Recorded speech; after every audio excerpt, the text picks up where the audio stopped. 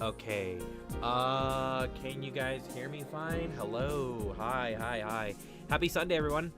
Uh, okay, yeah, it has been over a month since I last streamed, but yeah. Again, like I said in the stream, uh, like I said in my last stream, like, a month ago, I don't want to stream too much because I don't want it to, I don't want it to, I want to take time to breathe between uploads. But I will make an exception every now and then just to, see what's up, just to catch up on stuff. If I haven't uploaded in a while, I haven't really been uploading a lot lately because I'm still kind of getting back into the groove of things. So I do have a lot of videos planned for April though, and I really hope you guys look forward to it. Anyways, but yeah, no, welcome back. Hi, hope you guys are doing great.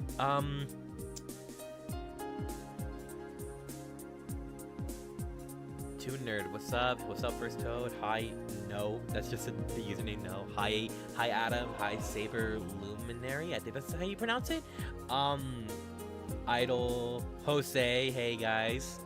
I was going to also jump on the Sonic IGN video. Oh, thank you. I actually had a lot of fun making that. It actually took me 2 days to make the whole fucking thing. I actually used CapCut for the whole thing. Okay, I have a very interesting story about that video. Is that, see, because I used CapCut to make the whole thing, and something that happened is that midway through, me editing the video, the whole file just corrupted. The audio was not playing correctly and everything. It's oh my god. And mind you, I was 15 minutes into the video, and, so that was a big letdown, but that's okay because I duplicated the file in CapCut and I worked on the duplicate and it worked perfectly fine. CapCut, you need to fix that. I don't know what. That's just such a constant issue that software has. It always corrupts. Hello, RSP. By the way, I love your guys' PFPs, by the way. Toon Nerd, I love your PFP. Same with you, RSP. Toad. Yeah, no, I love your guys' PFPs, by the way. I compliment on the most random shit, but what can you say? I'm fucking weird like that.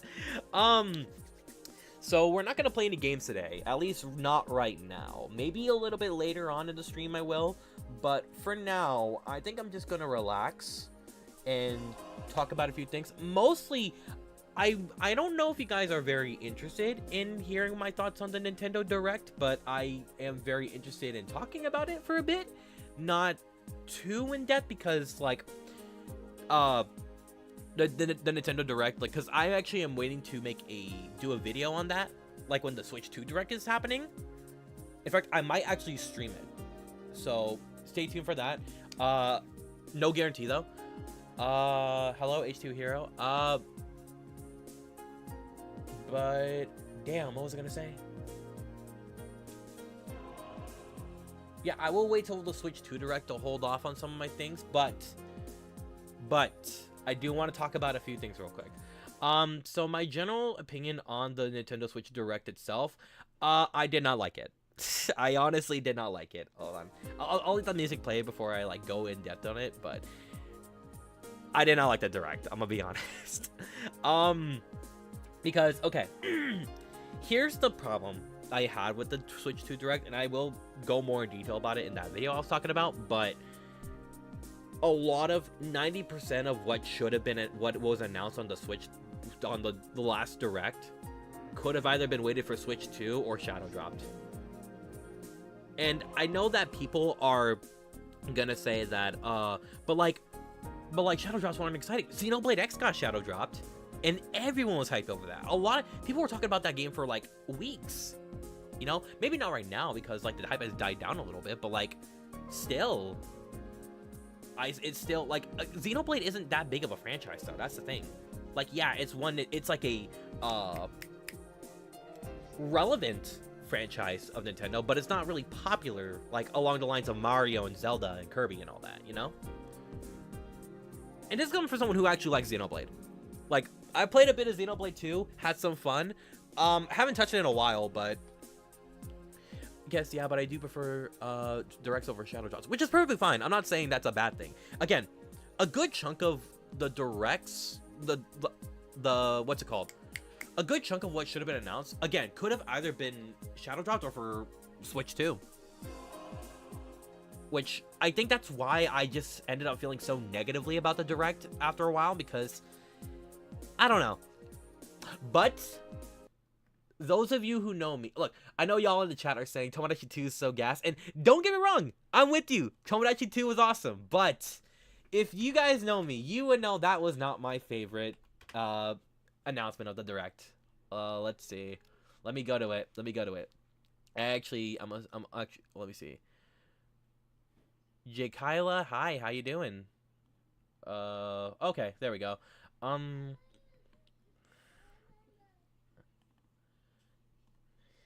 Okay. I think this is it. Okay, yeah. Alright, if you know me, well, let me turn this off real quick. If you know me, you know that, what's it called? Tomodachi Life?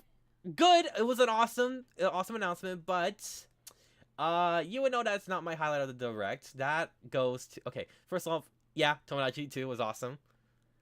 But, you would know, my favorite of the Direct was actually...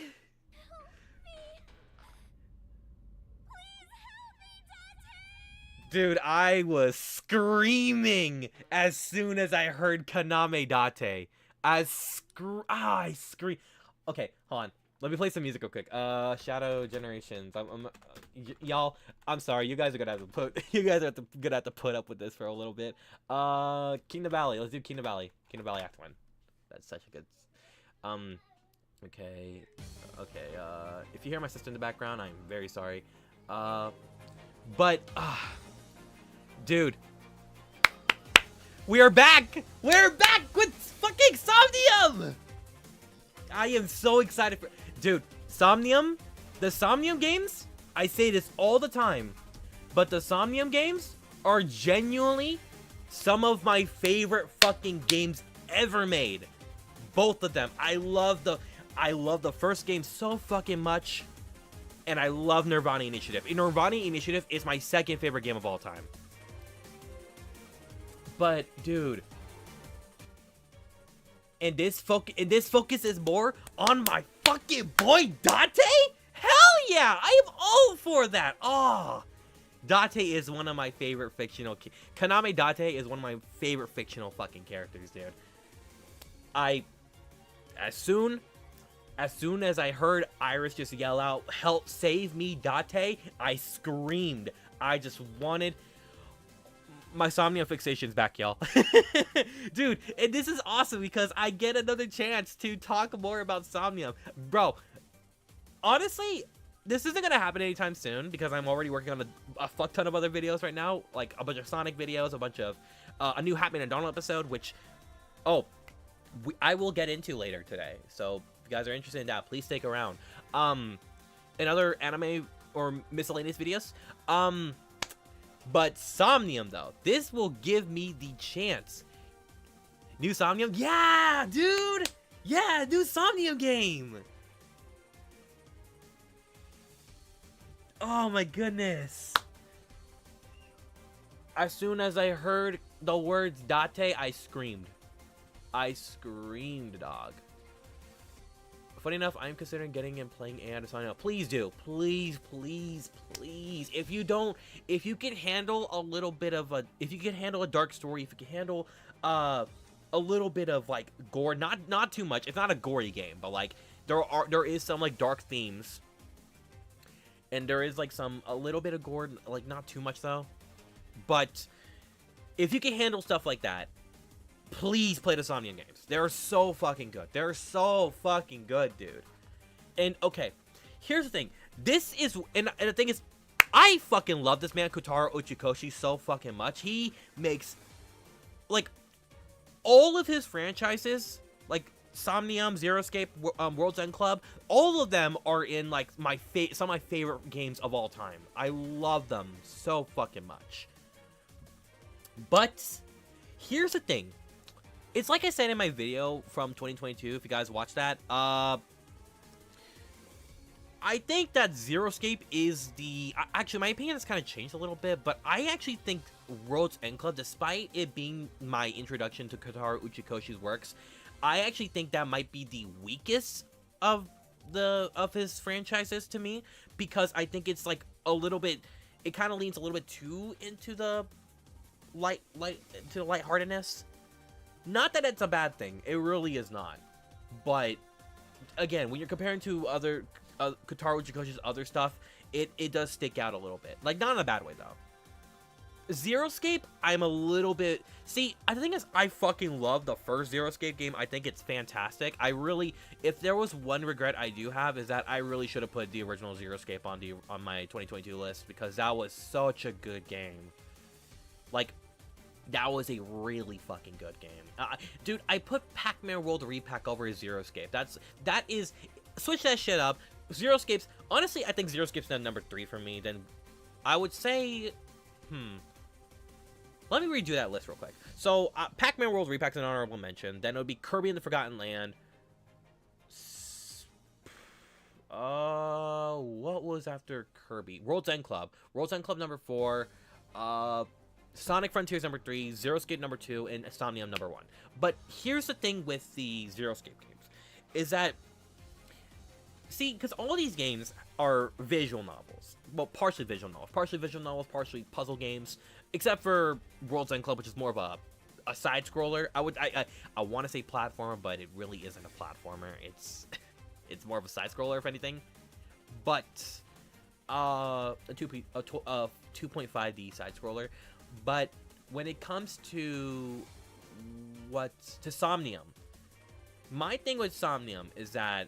Zeroscape. With Zeroscape is that the routes are a little bit hard to follow. You would actually have to fucking look up a guide or have a friend tell you like what route is the correct one, you know? It's hard. Hell, even I don't remember the whole thing. And it's been like a couple of years since I played it.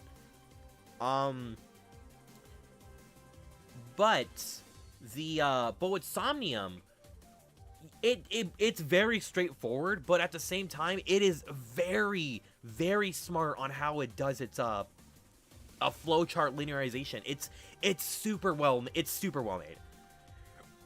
I think it's extremely well made in how it like gives the player something to like get intrigued with.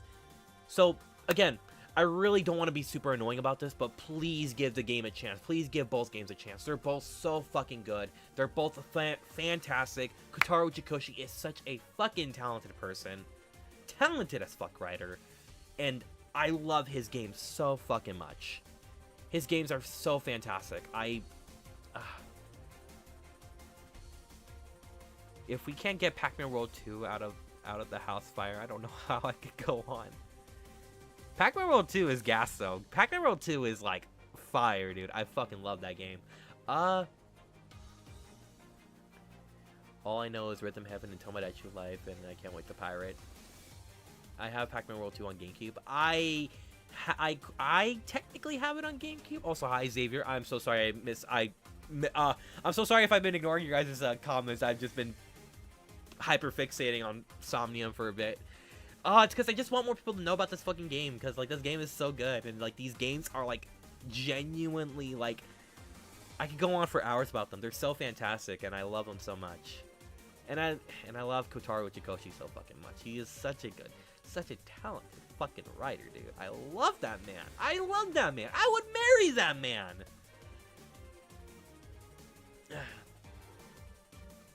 I still play the game to the day on my Wii. You know what? Valid. That is extremely valid. But yeah. This is actually my favorite announcement from the Direct. I really do think Spike Chunsoft could have announced it on their own, because I really don't think people are going to play the Switch version of this game. The Switch version of the Somnium games are like the worst version of them. Maybe the most they're not even that accessible either. Hold on, let me actually get the extended version of Kingdom Valley. Okay. I just want to make sure that, like...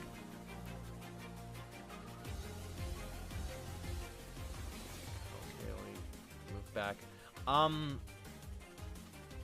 But yeah, there's I just really want people to give these games a chance. They're really good. They will hopefully open your horizons a bit more, because that's what they did for me. Back then, before I played World's End Club, I thought visual novels just were not something that I could get interested in. But then, like, I played that and AI the Somnium Files, and that was some of the most fun I've ever had. That was I don't think I've ever felt like genuine connections to a game the way I do with the Uchikoshi games. And Zeroscape, even though honestly, I kind of do go back and forth on World's End Club and Zeroscape. I think Zeroscape has the better story, but I think World's End Club is, like, the more, like, easy to digest game, you know? Because, okay, quick rant real quick, but I remember when I played Zeroscape, there was, like, this thing that went on there was, like, this thing that went on for an hour, where I literally put no input at all. My mom literally called me saying, hey, we got food, and I literally spent that entire section of the game just eating fucking McDonald's. Have you seen Charlie 5's Everything Wrong with Sonic X Shadow Generations? I have. It was very good video. You'll probably end up getting into visual novels too. Yeah, no. And I also recently got into Class of '09, like back when the Flip Side came out last year. Okay, Flip Side is not a very good game, I'll be completely honest, but like, in Class of '09 is definitely one of those series that, like, you need to, you are either gonna fucking love or you are either gonna hate. It is literally just an anime degenerate equivalent of South Park. It is literally just a visual novel equivalent of South Park. That's literally Class of '09. It is so fucking... It's fucked up. It is so stupid, but, like, at the same time, that's why I love it. I love... That's why these characters are so fucking...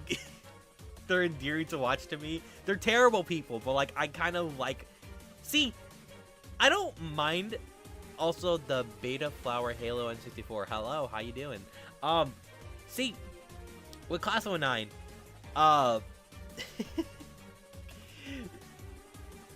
that's a game that you're either gonna feel like it's too edgy for you, or it's just too fucking funny that you can't take seriously.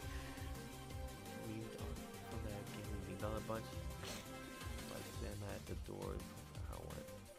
Oh yeah. Because they released an anime pilot, and I love it. I thought it was so funny. I loved it a lot. I was like, oh dude, I would love to see this as a full show. I love Jekka. I love Nicole's a terrible person, but I love her too. I love Ari. I love all these characters from the games, and like just seeing them interact with some really fucked up dialogue. It's like the kind of fucked up that I laugh at though, you know? Like there's like some, like, okay, I do sometimes get a little over defensive about certain types of humor, but like I think Class of '09 is like the exception, because that game is just so, everything about it is fucked up, but like in the fucking funniest way possible. That's why I don't mind it, you know? Let's see. Is there anything else I want to talk about before the main? I don't know. You guys got questions for me? I would love to answer if you guys got anything that you want to ask me about. If you guys want to see me go on a whole tangent about something interesting, please let me know. I was thinking about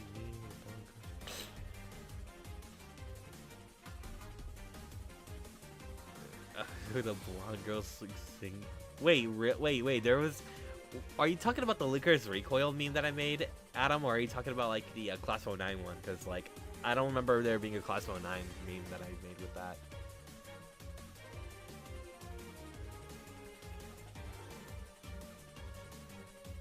Thoughts on the Dark Beginnings? Oh, I'm so happy you asked that. Oh my goodness. Oh, so okay. So funny enough, okay, I really don't want to gloat about this sort of thing, but convention coverage.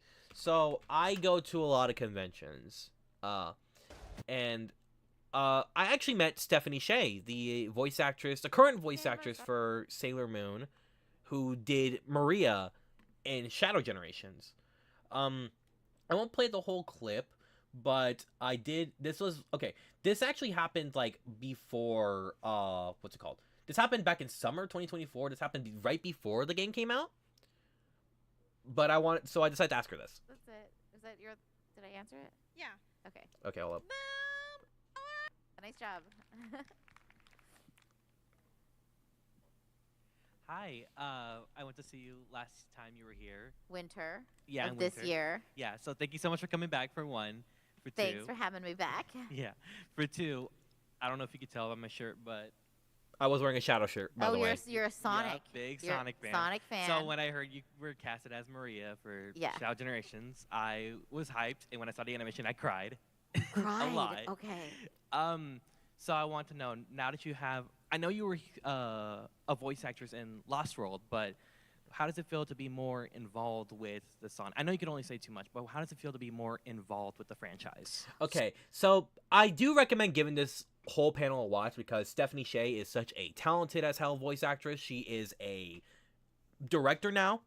She has been a director for, she directed my favorite animated film of all time, A Silent Voice. So please, thank you. I didn't even notice until this panel, but like she actually name dropped A Silent Voice out of nowhere. And I remember I was sitting next to my friend, and then I said, "What the fuck? Hold up. Wait. Stephanie directed that? She directed that? The girl who plays Maria in Shadow Generation directed my favorite film of all time? What the fuck? Yeah, no. Yeah. So I did get to ask her this, and TLDR, she said Sonic fans. So at the time during Lost World's release, because Sonic wasn't really seen as much wasn't really seen that much in a good light back then.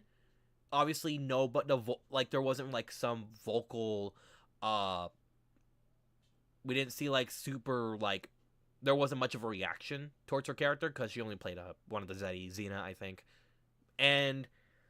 But when she was cast as Maria and she was at the panel in Anime Expo, she like saw so many people screaming, and she was like, "Damn, this is something," And that's really awesome. Again, it is so amazing to see a voice actor I admire, because even before Shadow Generations, I'm personally a fucking massive fan of Stephanie Sheh's work. If y'all know me, I love K-On! K-On! Used to be my favorite anime. Not anymore, surprisingly.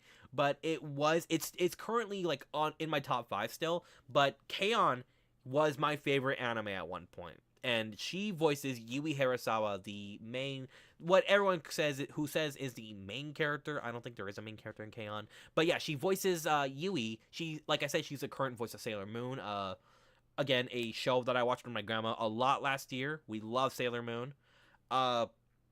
She's Orihime in Bleach. She is, well, again, Maria and she's the current voice of Maria in the Sonic the Hedgehog games.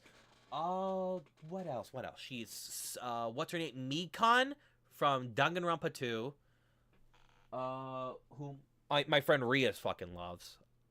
But that's all that's all the roles I know her for personally. I know she has a fuck ton of other great roles, a fuck ton of other popular roles, but those are the ones that stick out to me the most. Oh, and Mikuru Asahina from the Melancholy of Haruhi Suzumiya, or from the Haruhi Suzumiya franchise in general. I.e., this. Actually, she's the voice of this girl right here. Yep.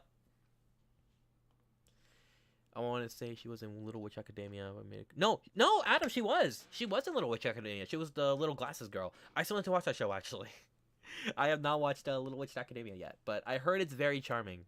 I heard it is a very charming series. But yeah, so okay, I know I'm dragging out the question a lot, but I remember like when we first saw shut the fuck up, Tariq. I remember when we first saw Shadow Generations at the Anime Expo panel. I wasn't there because I didn't have money to go to Anime Expo, sadly. I don't know if I dodged a bullet because I know it was fucking packed as shit, but honestly, I don't know. But I remember the day we got that panel, we were streaming that panel, and dude, when I saw the fucking footage, I woke up hella early for it too, but once I saw the footage, once I saw the animation for the first time, I cried. I was bawling my eyes out, dude. I was genuinely, I was crying. My whole face was just drenched in fucking tears. I was crying. I loved I loved it. I absolutely loved it. It was so. It was at that moment where I said, "Oh my god, dude, Sonic is back." Like Sonic is actually back this time.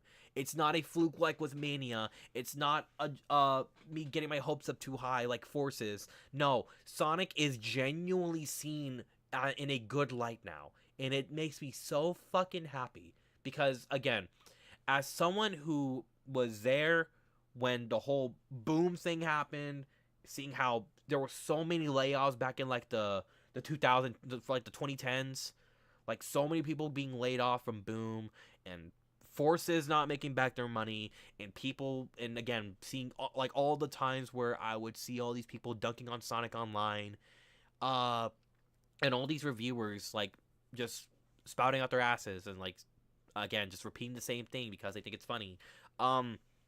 Which, mind you, I don't hold any ill will towards those types of people. I really don't. It's just more so like, you understand my point of view. It's just like everything around Sonic to me, I felt like I was just a Sonic fan at the worst time possible. I just kind of like got into the series at the worst time possible because like that's when like everybody fucking hated Sonic, you know? Like people hated Sonic in Smash Brothers. People hated Sonic in the like the games. People hated Lost World. People hated Forces. Boom. Last two, rightfully so. People were saying you're overhyping it. You're doing too much, and people making a bunch of degrading the characters like Shadow, Cream, Amy. We basically, it was such a rough time to be a Sonic fan during the 2010s. So when I saw the prologues, when I saw Shadow Generation: The Dark Beginnings, the very first glimpse of it at Anime Expo, and I saw all these people excited for it, I heard all the voice actors talking about how fun. The fact that we got people like Stephanie Shea working on it now. The fact that we got to a point where Keanu Reeves now voices Shadow the Hedgehog in a big budgeted Sonic the Hedgehog movie. Mind you, a movie that I didn't even think okay, dude, please stop spamming. A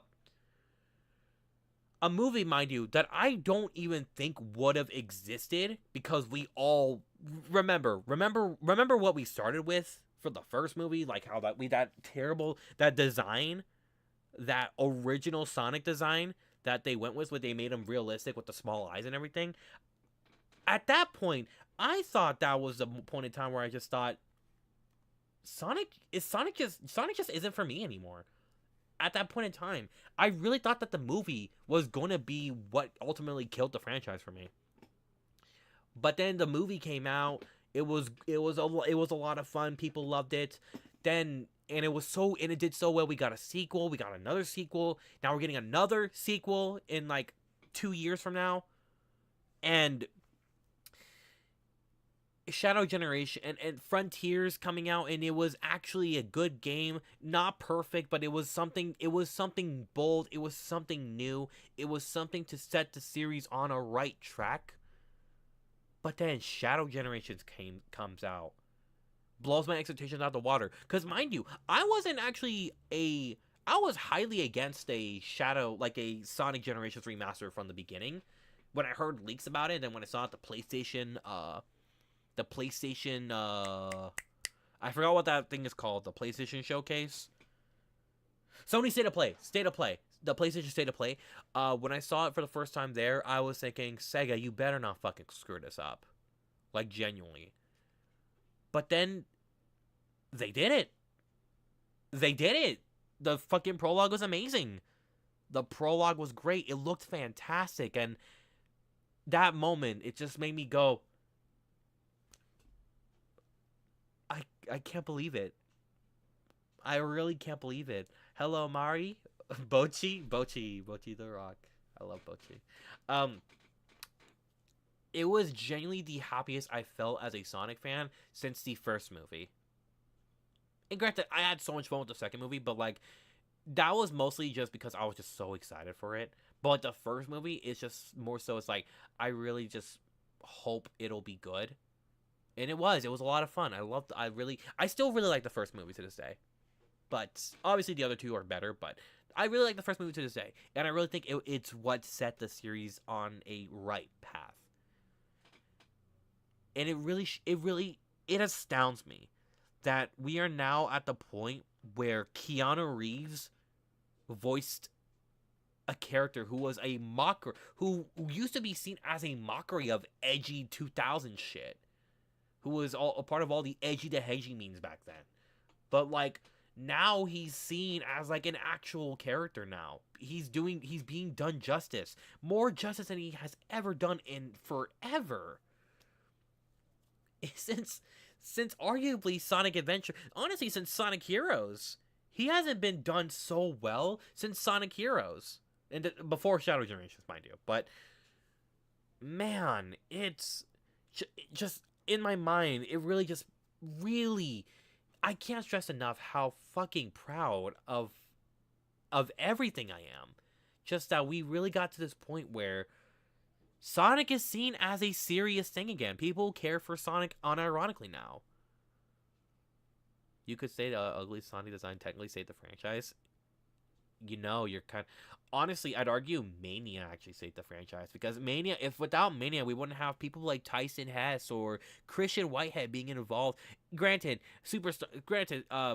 Evening Star aren't really involved with Sega that much anymore. Like, if at all. They're doing their own thing. But Mania was the push for people like Tyson Hess and Ian Flynn to be more involved with Sonic, officially, mind you.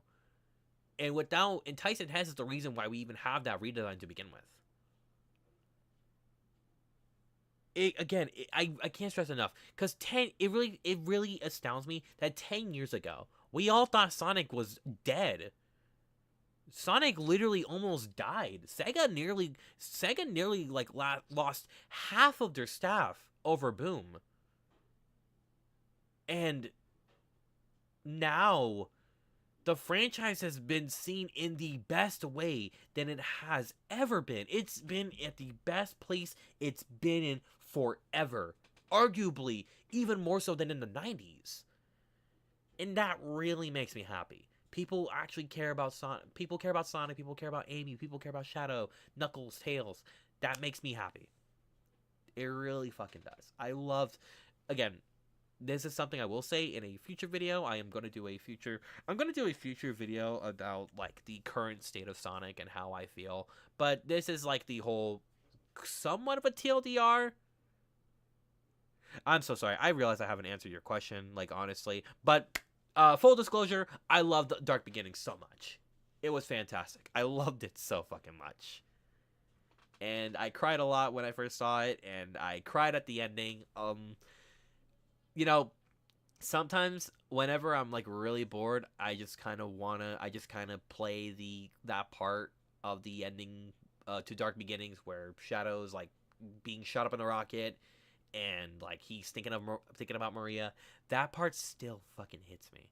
Just the song is so fucking good.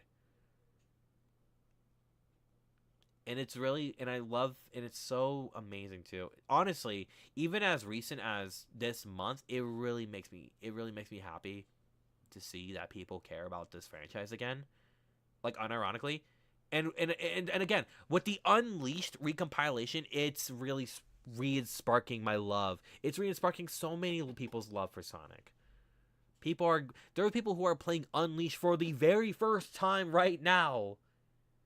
Right now, for the first time. And it's great.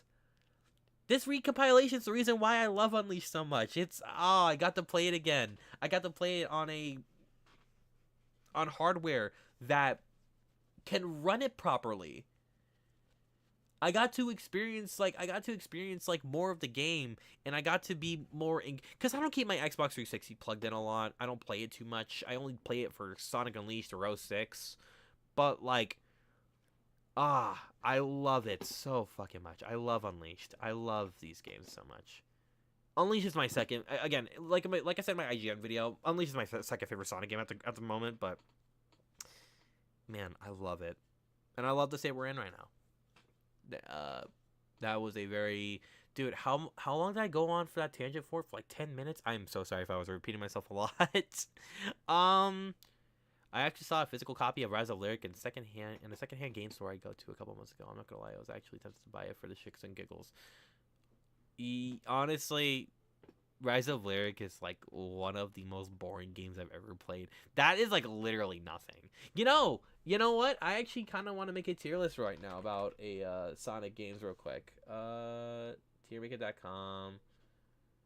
I'm gonna go to Sonic games, and let's see. There's one with just the logos that I actually tend to use. Okay, not this one. Does this have Shadow Generations? No, it doesn't. I want to get to the point where we have all the main games. Okay, let's see. Boosting levels, movie models. Every Sonic games ever. What's this one? No, where's this one with the logos? Because I like that. Because that one I actually really like using.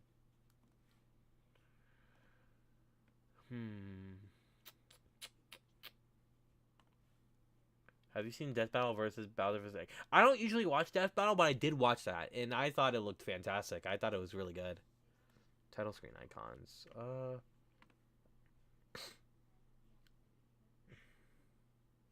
Okay, that is not what I.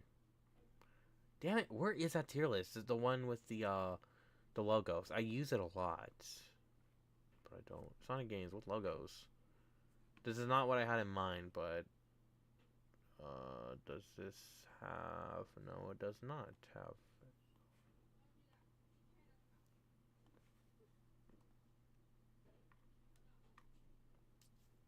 You know what? I'm gonna go into Discord server to find it real quick, because I should have it somewhere. Or I can just pull it up right now, because I don't think much has really changed since then. I've only made this a couple weeks ago. Open link. That is not... Okay, whatever. Copy. There we go. This is my current list right now.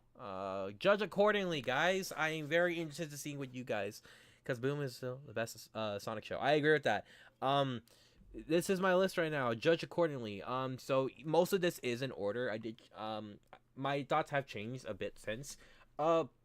So at the top obviously is Sonic X Shadow Generations, and Unleashed, and Project 06. I usually don't like to count fan games, but I think games like Project 06 and Triple Trouble 16-bit, I think they deserve it, honestly, because they are such good fucking games.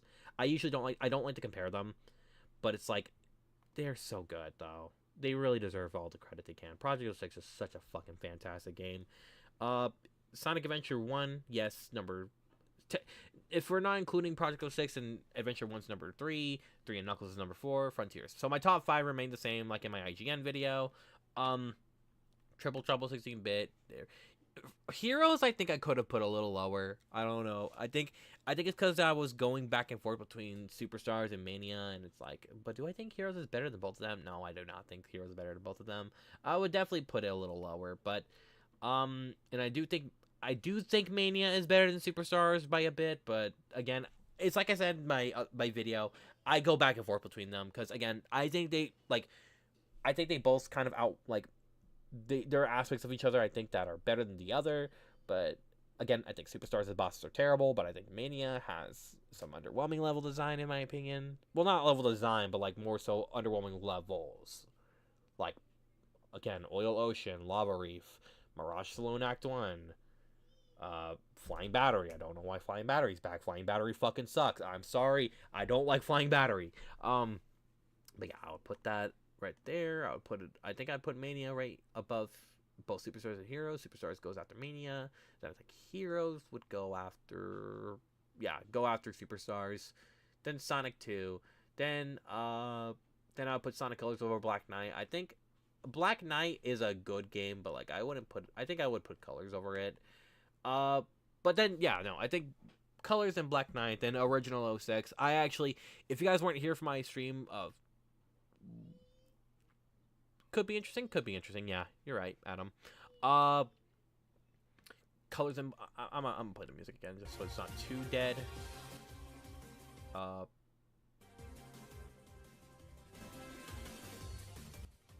Okay, there we go. But yeah, no.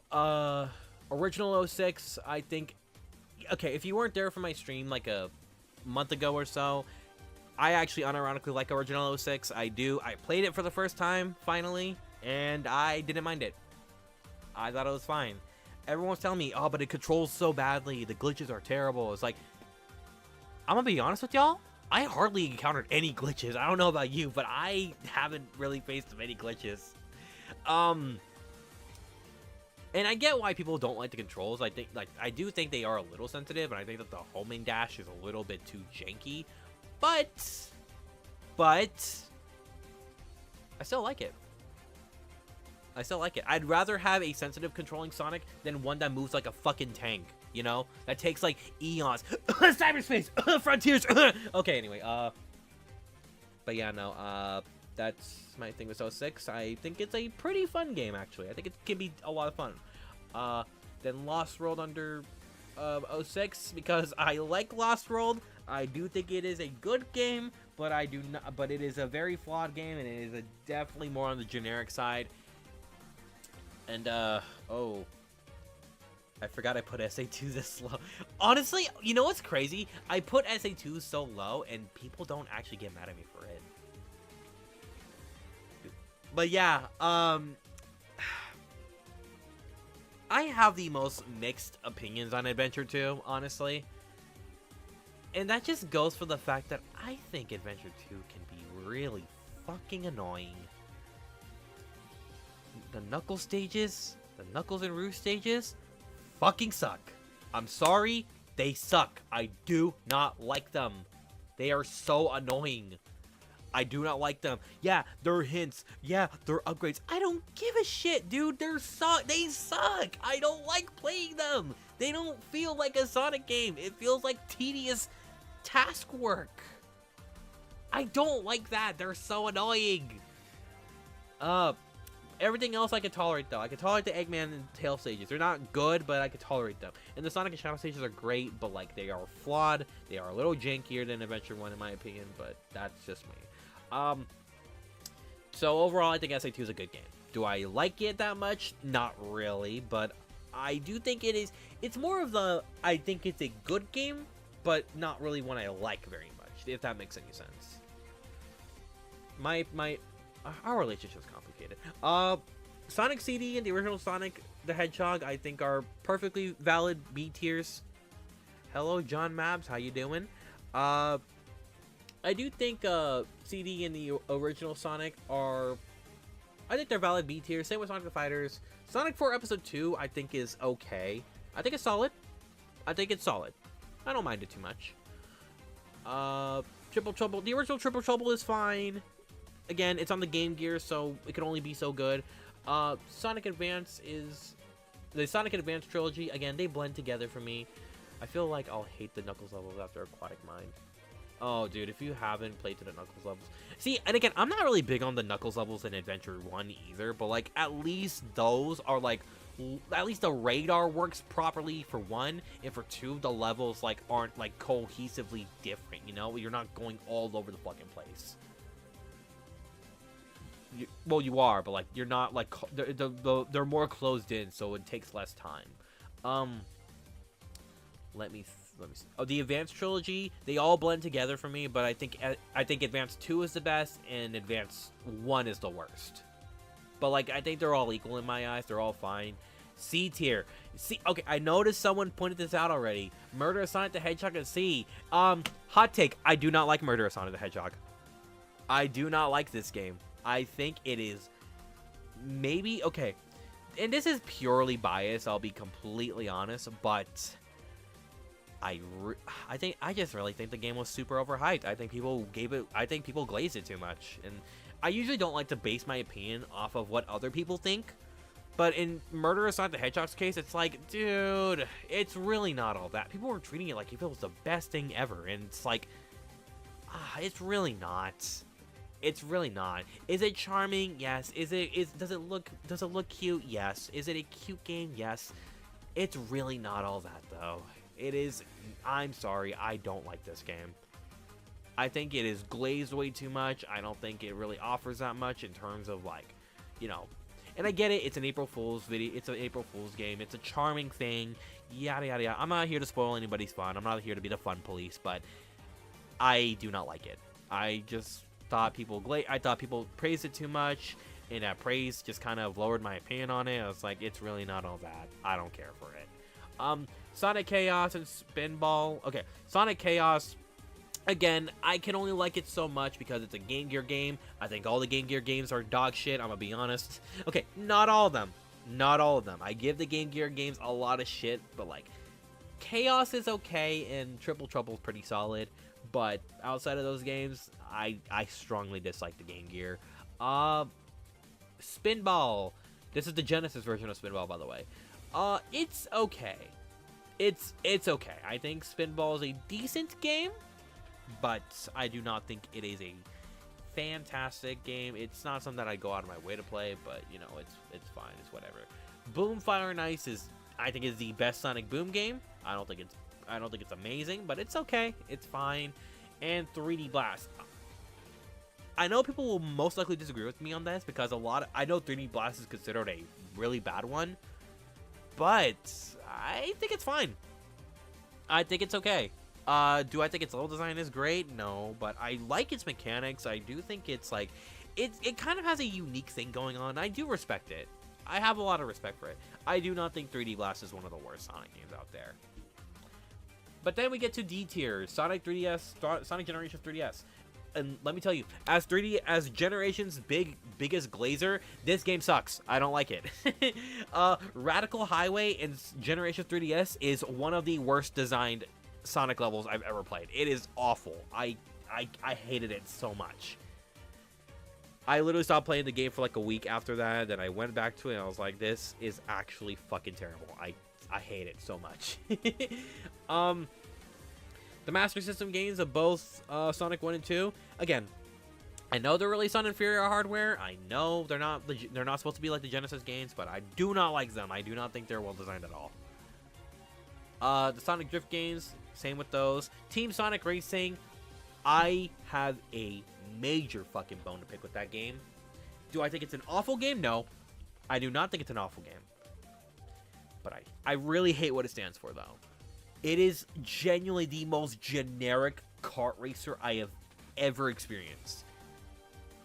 It offers nothing.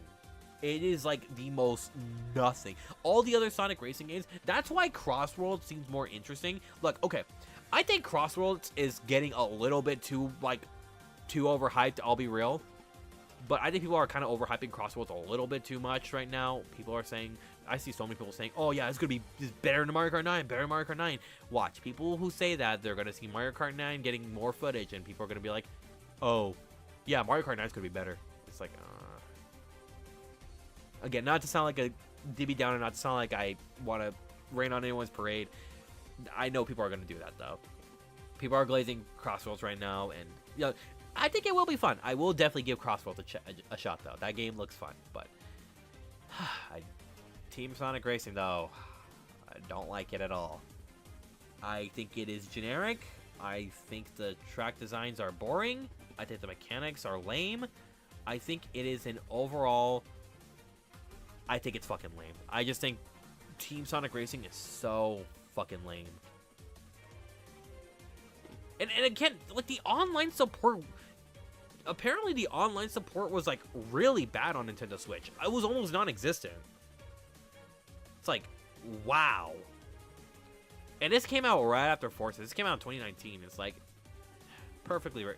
I hate that it kind of represents that era so well, too, because what else? Because, like, again, All-Stars Racing Transformed represented the early 2010s perfectly. And, like, even some of the 2000s shit. But, like, and that's why it was fun, you know. It had all the good shit, you know. But like Team Sonic Racing, there was literally nothing to pick from Lost World to Forces. It was just boom, and boom isn't canon, so what the fuck? I don't like Team Sonic Racing though. It's a very, yeah, I think it sucks. I think it sucks. These games though, I think are worse.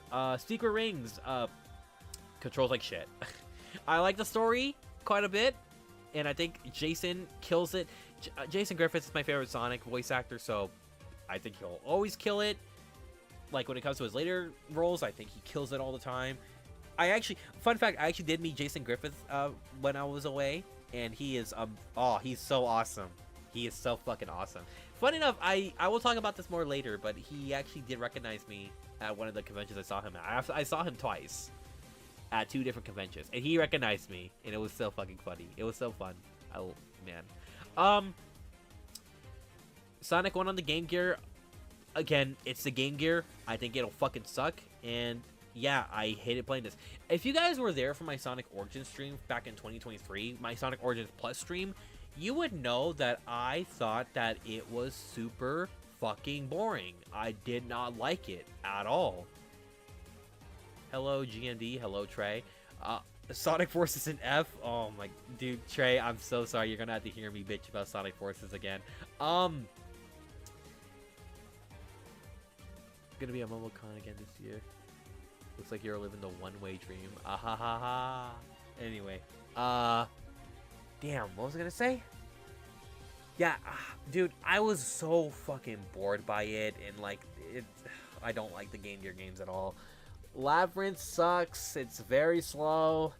Lost World 3DS is ass.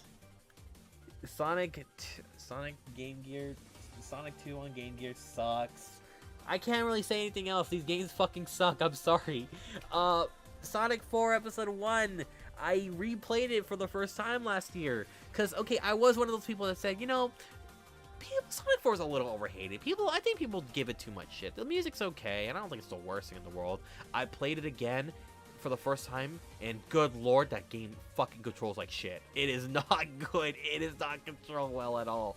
I fucking hated it. Dude, Dimps was smoking something, because what the fuck was that level design? I remember I was on the casino level, and I just said, I'm uninstalling this fucking game. I was on the fucking casino level, and there was like if you, like, it was right at the end too, so if like you fell, if they flipped on you like at the fucking last minute, you had to start all the way over again. And like fucking, like they flips, and then like you go through a bottomless pit, you know, you don't even go through like a bottom area. It's like, what the fuck? This is so dumb. What is this level design? Hello, Just Easton Forever. How you doing? It was so ass. I hated it. I hated it. Sonic 4 is... Episode 1 is ass. I hate this game. Episode 2 is fine, though. I think Episode 2 is fine, though. Yeah, I gotta play Rush one of these days. I think the next game I will play is Rush, actually. Spinball Game Gear sucks dick. Shattered Crystal sucks dick. And it's funny, because like it's not really that much different from Fire and Ice, but Fire and Ice just feels so much more refined that it ends up being okay, while Shattered Crystal is just a miserable experience. It's just, that game's just so fucking boring. F tier! I know you guys are all gonna say, Hap, don't you think you're a little don't you think you hate on Forces a little bit too much? No! I don't think I'm hard on Forces at all. I don't think I'm hard on Forces enough. That game sucks. That game is fucking terrible. I think it is genuinely the most nothing Sonic game ever released. I think mainline, I mean. That game is so... it is just so aggressively proud of itself for not even doing the bare minimum. I really hate that about Forces. Forces just... it does nothing that makes me happy. Just everything about Forces makes me sad. You know? Its level design sucks. Its music fucking sucks. Its story, terrible. Its voice acting, not good. It does not look very good. My favorite Sonic game is Sonic Generations. Mine too. W. We are one and the same. The level design sucks. The controls, bad. Nothing about Forces works for me. Every aspect of Sonic Forces, I have issues with. I don't like anything about it. But I will say I don't think the game is the worst thing in the world. I know, generous, but I don't think it's the worst game in the world. I think Sonic, you know what? I will give Forces this. Sonic controls okay. Modern Sonic controls okay in 2D. 3D, he does not control good at all. But like in 2D, he feels okay. That's the bare minimum I'll give Forces. Everything else, no. No, I'm sorry. You will not be giving me. You will not hear me complimenting Forces at all, unless if it's for like 1 or 2 tracks and 2D modern Sonic control. Not even fucking classic Sonic. Which, by the way, he should not have been in the game. Classic Sonic should not have been in the game, dude. No, he was so unnecessary. Sandhill. Oh, shut up. That is so dumb. And I'm sorry to tell y'all, one day I'm going to do another Sonic Forces stream because one of my friends decided to be a total dickhead and gift me the game on Steam. So now, instead of playing it on Switch, you guys are going to see me play it on Steam. So hey, that's fun. At least I get to play Sonic Forces Overclocked, which I heard is great, but it's still Sonic Forces, dude. It's not a good game. Okay. Sonic Genesis GBA, not good. Like, that is, like, genuinely the most botched version of a classic video game I have ever seen. It is so baffling to me. Rise of Lyric fucking sucks, obviously. Oh, okay, yeah, people, okay. We as a society do not give Sonic Blast enough shit. It's always 3D Blast is terrible, Labyrinth is terrible, 3D Blast sucks, Labyrinth sucks. We don't give 2D Blast enough shit. 2D Blast is just as bad. It's almost, no, it's worse than those games. At least those games have a coherent idea of what they're trying to do. Blast is nothing. Blast is terrible. Blast can't even get the basic functions of a Sonic game down. You know, I can give 3D Blast that it's at least ambitious and tries to do something for the time it was released in. Plus, it has a killer soundtrack. Dude, y'all are sleeping on 3D Blast's soundtrack. Both versions. The Genesis and the... Excuse me. You guys are sleeping on 3D Blast's soundtrack. Genuinely. Please. The Saturn version especially. Mwah, chef's kiss. Please listen to some of these tracks because they are so good. Like, I'm being dead serious. You guys really gotta start listening to those tracks more. Like, even the Genesis version is pretty good too. But like, the Saturn version, dude, the Saturn version, you guys, like, that is, like, up there with some of my favorite soundtracks from the series. Maybe not top 5, but, like, top 10 at least. You know? It's, like, Unleashed, Generations, Adventure 2, Heroes, Frontiers, 3D Blast, Saturn. I think it's up there with those games. I really do. I really do think it's up there with all those games. Oh, 06, obviously. I think 06 and Unleashed and Adventure 2 definitely have my favorite soundtracks. But that's about it. Then, oh, this is Sonic Jam on the game comp. Y'all, I don't know if you guys know what this game is. But, here, let me show you what I'm talking about. Here, let me show you what I'm talking about.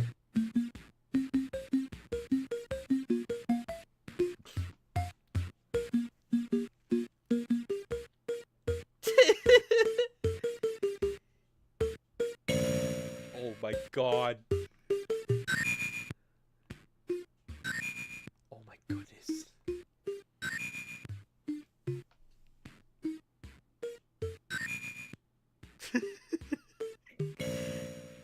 I don't know about you guys, but I think we've peaked as we as a society have peaked here. Hot take, you don't really like Unleashed? Honestly, that's valid. That's valid.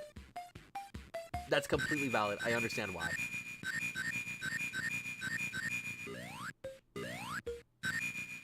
Honestly, I think we as a society have peaked here.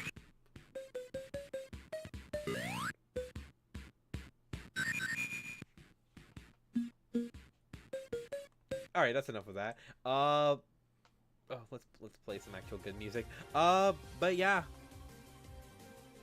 And free riders. No. You ever just break your spine? Congratulations, you played Sonic Free Riders. Anyways, that is my tier list. What do y'all think? If you guys disagree, valid, I get it. But that's my list. Oh, and Sonic Dream Team is on A tier, but dude, people sleep on Dream Team a lot. It's just the platform it was released on. It's just like, man, those medals are the bane of your existence. You know what? I understand that. I really do. See, okay, as someone who doesn't mind the Sun and Moon medals, I genuinely understand why people don't like them. I do say this a lot when I do make jokes about saying you guys are just bad at the game when it comes to Sun and Moon medals. I make that joke, but like I'm not serious about it. If you guys like, I genuinely understand the reason why. You know, I do think that like the requirements for some of them, like mostly the Jungle Joyride one, that one's stupid. I will 100% agree with everyone on that. I personally think the Sun and Moon medals are fine additions, but I also personally think that the game is. I also personally don't mind it, you know. As someone who likes the new Super Mario Brothers games and loves to go out of their way to collect the star coins, I do like collecting the Sun and Moon medals. I personally don't have an issue with them, but again, totally valid if you do. Genuinely, I know that's not me being sarcastic either. I genuinely understand why. Again, I do think the requirement is a little ridiculous, but That's why I do recommend playing Unleashed Recompiled, because because stuff like the tornado stages and the Sun and Moon medals, you could just mod out, like you could mod out the requirements to where you can just go through the game without having to collect the Sun and Moon medals, and you could just not play the tornado stages because those stages are generally terrible. That is the one thing I don't like about Unleashed. The tornado stages fucking suck. Because it's always Sun and Moon medals this, Werehog's that. We as a society do not give the tornado segments in Sonic Unleashed enough shit. They are not good. I hope Dream Team gets like a Switch port or something. I really do too. I really do too. I think you might make your own CBB ranking because you like mine so much. I'm really glad you do. Thank you. I really do appreciate it. I loved doing the CBB rankings. I really did. I'm not gonna do them anymore because again, I'm not interested in Verbal Ace's content anymore. I don't watch his stuff anymore. But if you ever want to do your own thing, please have fun. Please have fun and do it, because that's my whole point. That was the whole reason why I wanted to make that video in the first place. Is that I personally got it because I wanted to take an idea of me watching this, listening to these beatbox battles back when I was in high school, and do a Nathaniel Bandy styled video and make it something that I don't think he would have ever covered. I want to do more stuff like that. I want to do more stuff like that this year, especially for like my ranking videos, for my analysis videos, for Hideaway video yet. I don't care about it, to be honest. I really don't. It's stupid. It's just whatever. I don't care.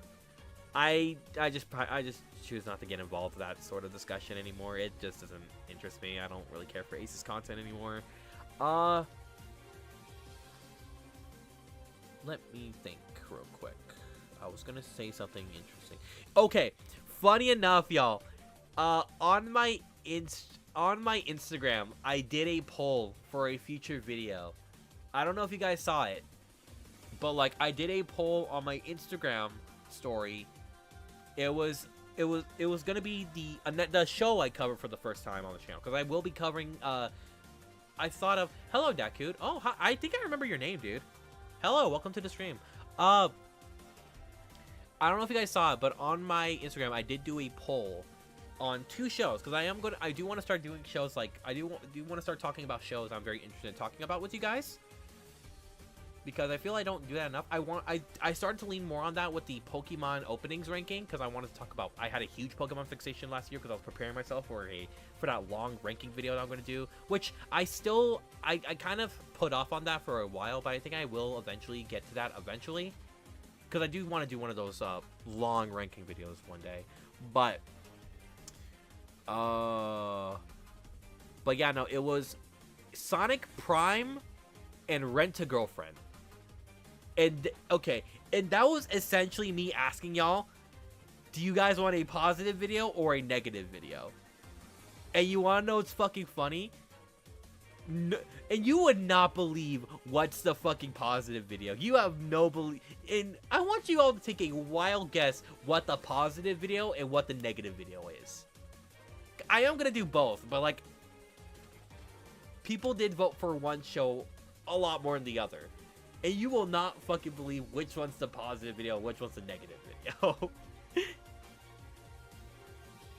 I'm very curious.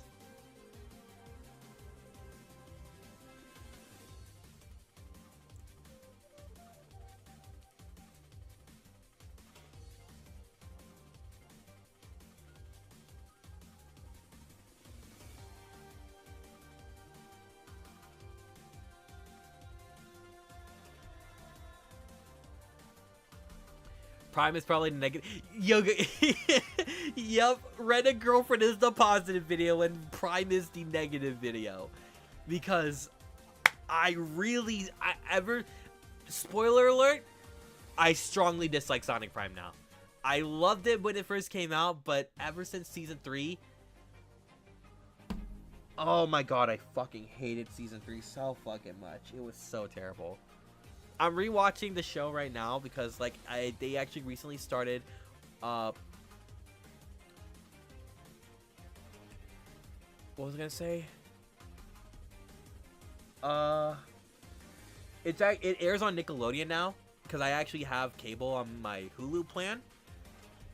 But I watched it and I was thinking to myself, damn, Season 3 really tarnished my view on the show so badly that I don't even think I like the original seasons now. Also, hello, Movie Shadow.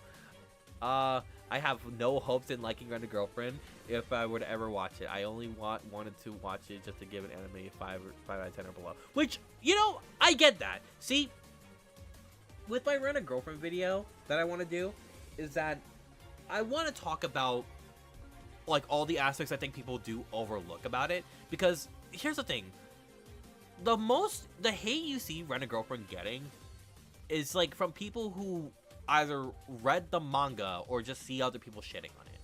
From how I see it, because a lot of people I see shitting on Rent a Girlfriend don't really even bother to actually watch the show, and from someone who's watched every season of Rent a Girlfriend up to this point and is looking forward to the 4th. I have a lot to say. There's a lot of things I do want to point out, a lot of interesting things I want to say about it, because I enjoy it. I enjoy Rent a Girlfriend. I think it's a fun show. Do I think everyone will like it? No, clearly not. But I think the show can be a lot of fun. That's mostly the main thing I get out of that's mostly the main thing I get out of Rent a Girlfriend. I think it's a lot of fun. I think it could be it could be very entertaining. That's one thing I'll never say about it, is that it'll never be boring. Prime, on the other hand, it's more so like you had to be there for the time it was released in to really enjoy it, because really that's kind of the reason why I enjoyed it so much back then, is because it was there, because it was during the what I considered the Sonic Renaissance.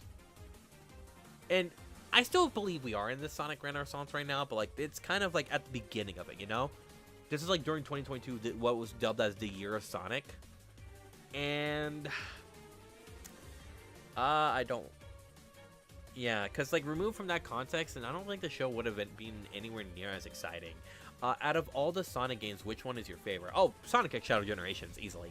Again, I actually explained my top 10 favorite Sonic games list in my IGN video that I did recently, and which, by the way, I've heard a lot of y'all really seem to have enjoyed it, which I'm really happy. I'm really glad a lot of you guys seem to like it. I had a lot of fun making it. it was a pretty fun thing to make. How'd you like the third Sonic movie? Oh, it was fantastic. It was so good. It was so good. I loved it so much. The third Sonic, you know, I actually have I don't usually do figure collecting, but I actually have collected a fair amount of Sonic figures because of Sonic Movie 3. Like, I have the Sonic with the Master Emerald, the Certain Form Shadow. I have the 4-pack with Sonic, Tails, Knuckles, and Shadow. And just yesterday, I was about to get the Wave 3 Knuckles figure for Sonic 3. But then I was like, I'm not making money right now, so I probably shouldn't be spending money right now. I hate how the show gets mad at Sonic for breaking the prism and mad at him for wanting to put it back together. The thing is, I hate how Sonic in the show is overall. Because, okay, Devin Mack is a great Sonic. I really cannot stress that enough. He is a great voice actor, and I would love to see him voice Sonic again.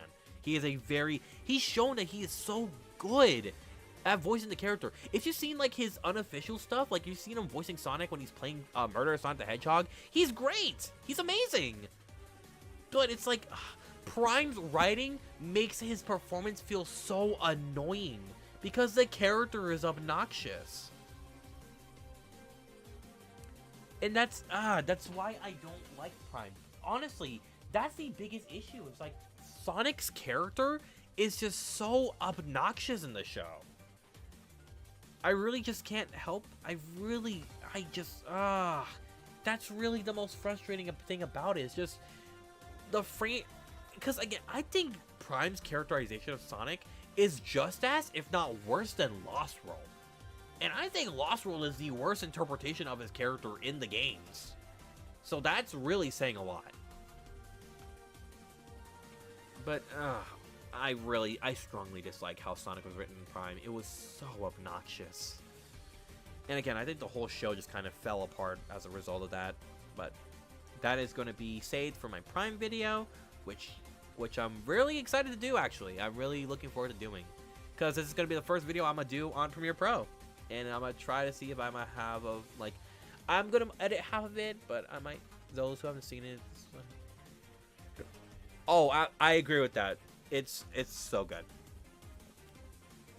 All the stuff that they put Sonic through in that show, it's not good.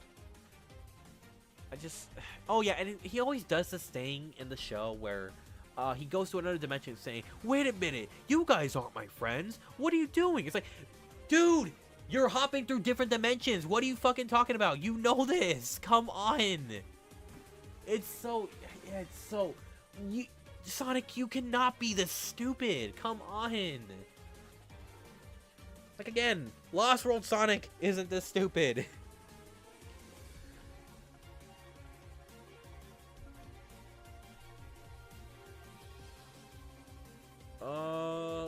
Other things I want to talk about. Let's see, because we've been talking about Sonic for a while.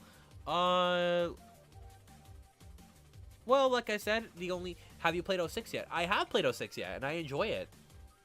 I enjoy 06. I have not finished the game yet. I haven't touched it in a hot minute, but I have played, for when I played of 06, I enjoyed it. Okay. Actually, back onto other stuff that I want to talk about with anime. I have actually recently been watching, what's it called? The Haruhi Suzumiya spinoff, The Disappearance of Nagato Yuki-chan. And I think it's fun. I like it. It's going to a very interesting direction. Honestly, Haruhi Suzumiya is a very fascinating franchise, and I think the characters are very fascinating. It's a very fascinating franchise. The movie is so fucking good. Oh my god. Kyoto Animations! You guys always fucking deliver on the 2-hour movies. Always. The Haruhi movie and In a Silent Voice, 2 of my favorite fucking movies ever made. The latter being my favorite film ever created. And Kyoto Animations was behind both of them. Have you ever watched Dragon Ball Z? I have. I'm not super into Dragon Ball, but I think there will come a time. I know a lot of Sonic fans. I know a lot of Sonic fans have been getting into Dragon Ball as of lately, and cool. I love that. I really love that, and I will definitely give. What's it called? I will give the original. I will try to watch all of DBZ one day. At least I will do it before I watch all of One Piece, because oh boy, we got to get back into watching Oshinoko soon. I've been enjoying season 2. Oshinoko is so fucking good. I love Oshinoko. Have you watched season 3 of Konosuba? Yes, I have. I actually caught up with Konosuba finally. Cause here's the thing. I never watched the movie, and I never watched the Megumi spinoff when it was airing. But after season 3 finished airing, I actually saw. Oh, actually, hold on.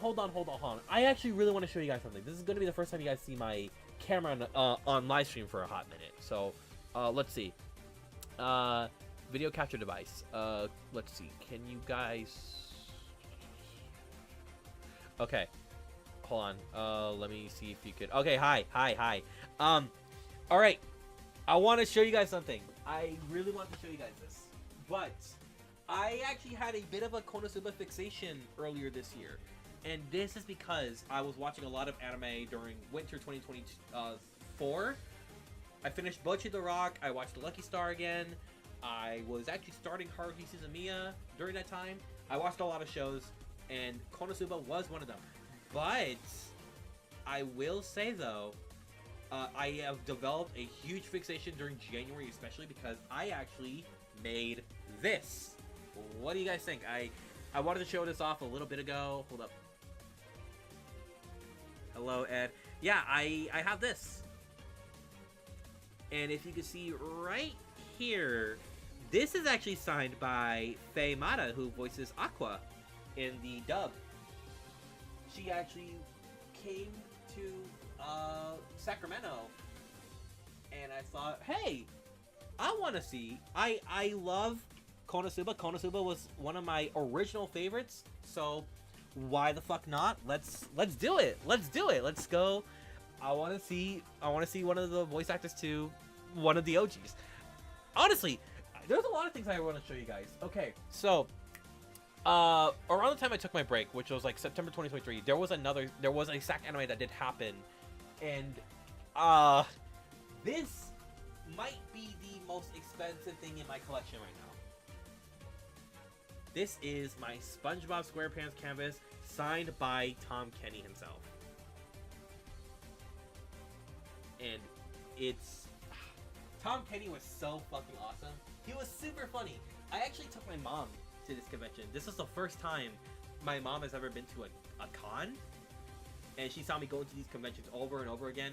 So I told her, hey mom, there's going to be some other voice actors this time around. So do you want to come with me? And then she said, yes, I would. And so she did. We went to see Tom Kenny, and we were in line for like 5 hours, but it was worth it. It was so fucking worth it. It was great. It was great. How expensive was it? Damn, I don't remember because it was like almost 2 years ago. But it was pretty damn expensive. I will say that. It was a long time. I think it was almost $100, I think. But because yeah, I don't know. I can't say I remember. Oh! Okay, you guys, I don't know if you've seen this in my IGN video, but I had this hanging in the background. Hold on.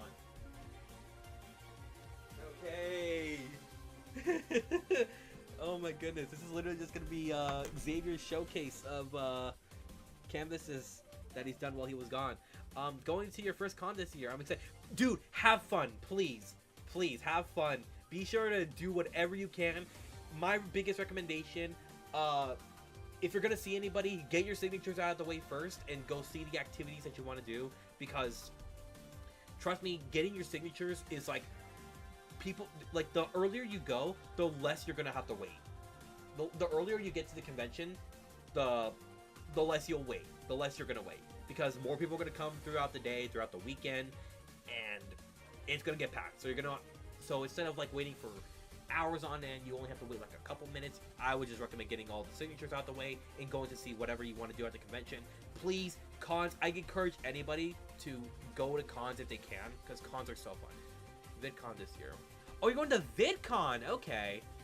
Oh, damn, is Jaden going to VidCon this year? Because I would like to. I do want to give VidCon another chance. I did say I was not a big fan of it in 2022, but I've seen a lot of people saying that it's gotten better. So, maybe? Brackets B, hello. Alright, next one, next canvas. Y'all, this is actually a lot of people's favorites canvas that I've done. So, this year, Phineas and Ferb is going to be coming back for 2 seasons, but last year, I actually met both the voices for Phineas and Ferb, and so I got this sign. It's a little hard to tell, but hold up. Okay, so this is the signature from Vincent Martella, who voices Phineas. Hello, Sponge86. Thank you. It's great to be back. Hello, welcome to the stream. This is David Farigo Jr. I think that's his name, but yeah, no, both awesome. Both awesome people. There's actually a on the Sack Anime YouTube channel. There's actually a panel with both from the actors, and you might actually see me get jumps. You actually might see a Hatman jump scare. Hold on. Let's put this back right here. Yeah, that's like a lot of people's. Oh, that is like a lot of people's favorite canvas I've done. Let's see. What else? Okay, next one.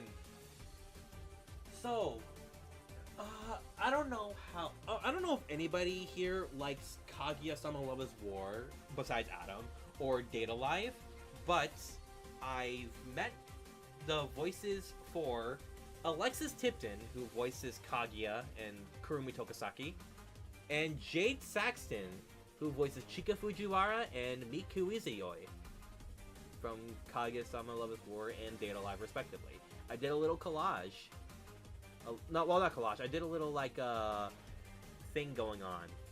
And they both seem to love it. Love both of these pieces. And I'm very proud of how these came out. These are really cute. Okay, so there's that. I do have one more canvas I would like to show off to everybody. You only watched episode 1 of Kaguya-sama? Please continue it. It is such a fantastic show. I never realized how much I loved it until I watched it with my friend Adam back in 2023. But yeah, dude, that show is so fucking good. Okay. And the last one I have. This one is not my favorites, but this one I did. Okay.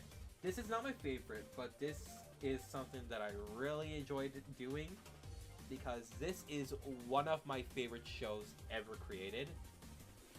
This is my Licorice Recoil canvas, signed by Lizzie Freeman. And, oh, little fun fact, I actually have a Good Smile Chisato Nishikigi plush, and she is also signed by Lizzie Freeman. And, hold on, and, okay. And I was so much of a shill that I decided, okay, I can't, hold on, give me 1 minute.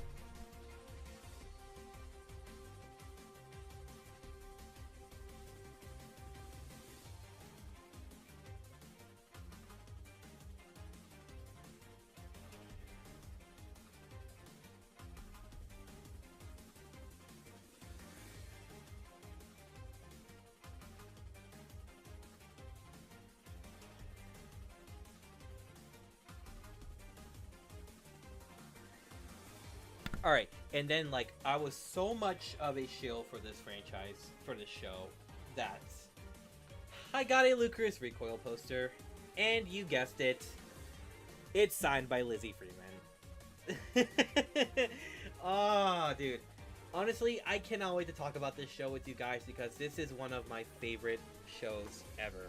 This was arguably my biggest fixation since, like, during my time away from YouTube. this show has changed me a lot, and I fucking love it. I love it so fucking much. I really hope you guys will stay tuned to that because it's a video project that I'm really, really excited for, really anticipating, and I really hope it does well with you guys. I really hope you guys like it. It's a very good series. It's a fantastic show, and I love it so much.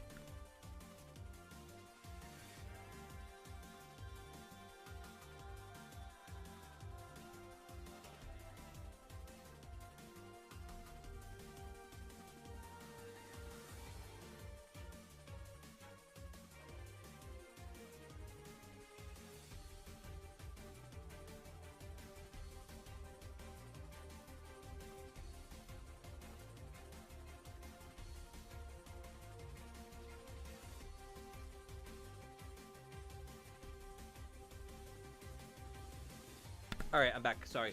Okay. Pomni VA. Funny enough, I was actually gonna do this stream. I was actually gonna try to rewatch Digital Circus because I remember watching it a while back, and it just didn't do it for me. But I did recently watch another indie show, which was called Pretty Pretty Please I Don't Want to Be a Magical Girl. Please watch it. It is so charming. I loved it a lot. And it really made me think, maybe I should give Digital Circus another chance because I see all my friends saying that it's really good, that it's genuinely great, and that it's just like Glitch makes really good stuff, which I don't doubt. I may not be like into Murder Drones or Meta Runner, I think that's what it's called, but and like I said, I didn't really like Digital Circus at first, but I'll be honest, that was a very pessimistic time. That was a time where I was feeling extremely pessimistic about a lot of things because what's it called?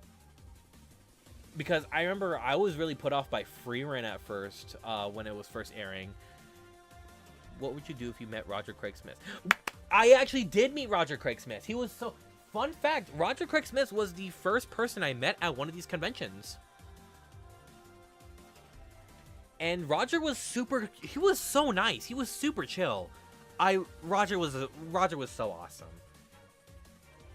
Like, I give so much, I talk so much about how much I love Jason and how much I love Ben, but I love all the Sonic actors equally. Like, as people, and I respect them all equally. Roger, because I grew up with all of them to an extent. I like the YouTube videos.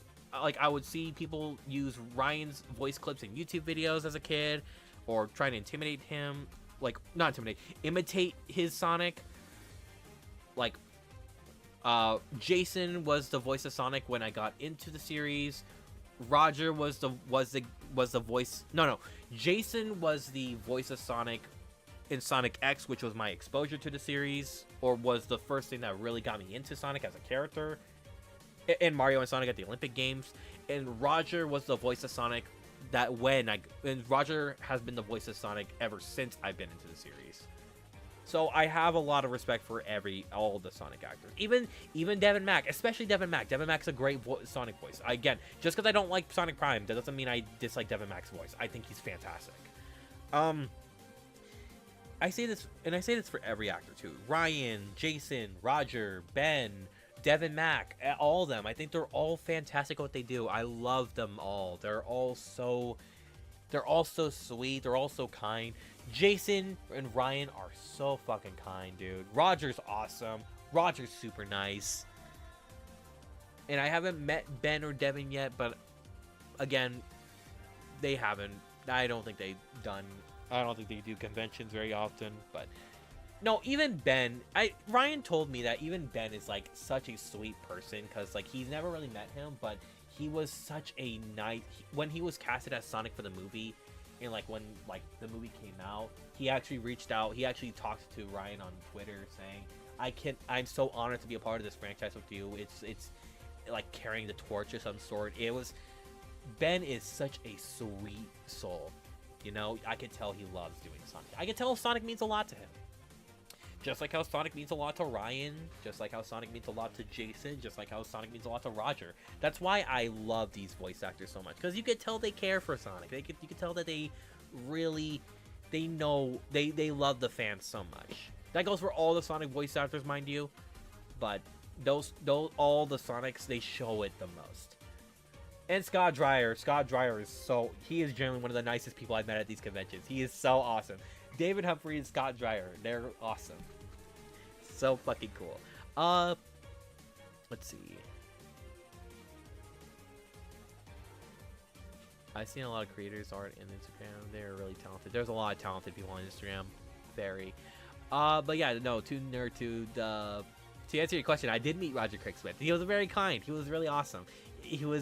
I was really nervous because, again, first time I've ever met one of these people. And he was like saying, yeah, he was telling me that like he's happy that like he got to contribute to a series that really inspired me to do a lot of things. And I even got to show him my character, Hatman. I even got to show him Hatman the character, and he thought he looked really cool. So yeah, it's awesome. One of these days I will. Honestly, are you guys down to see a video of me just showing off my collection of stuff? Like my collection of convention stuff, like posters, canvases, like all that stuff.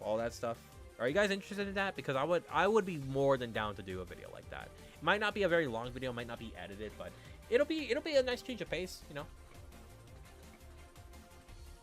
You never met anyone famous per se. That's fair. I think conventions are a great way to for a community to get together, and for fans to meet people, to get in that sort of environment. It's great. It's a fantastic thing to do. It's so fun. It's expensive, yes, and you would have to go out of your way to go through conventions and all that, but I personally think it is worth it. What's the most underrated Sonic game? Sonic Superstars? Either Sonic Superstars or Sonic Lost World. I would say Sonic and the Black Knight, but people have been a lot more lenient on Black Knight as of lately, so I would still, yeah.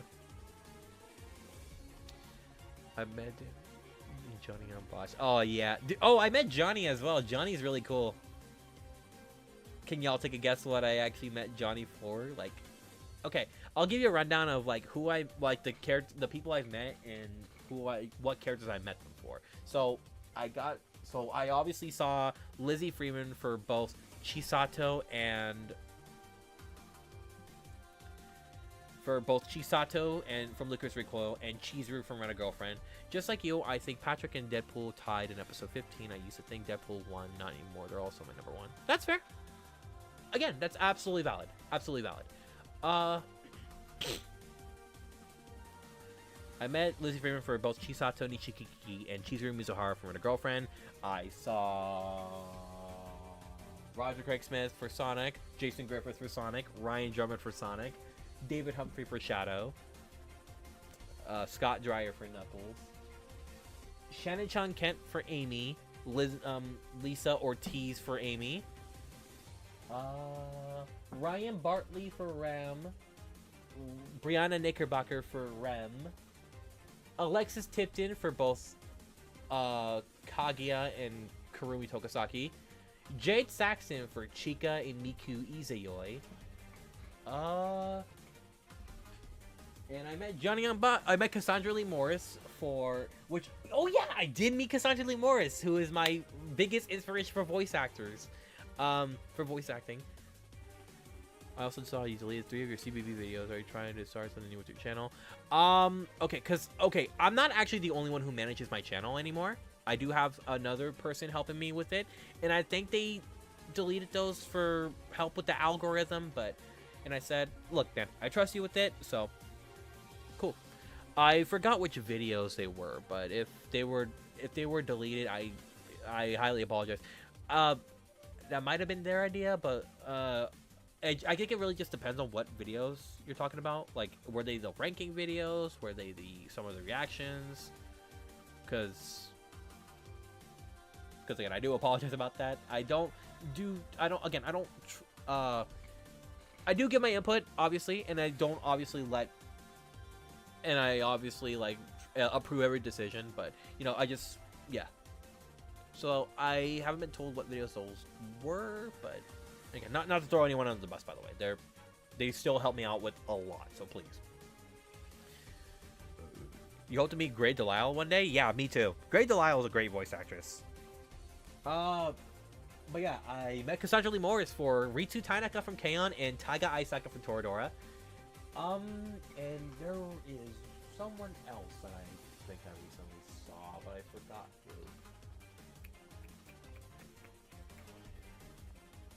Damn, I actually can't remember. Oh, obviously Faye Mata for Aqua.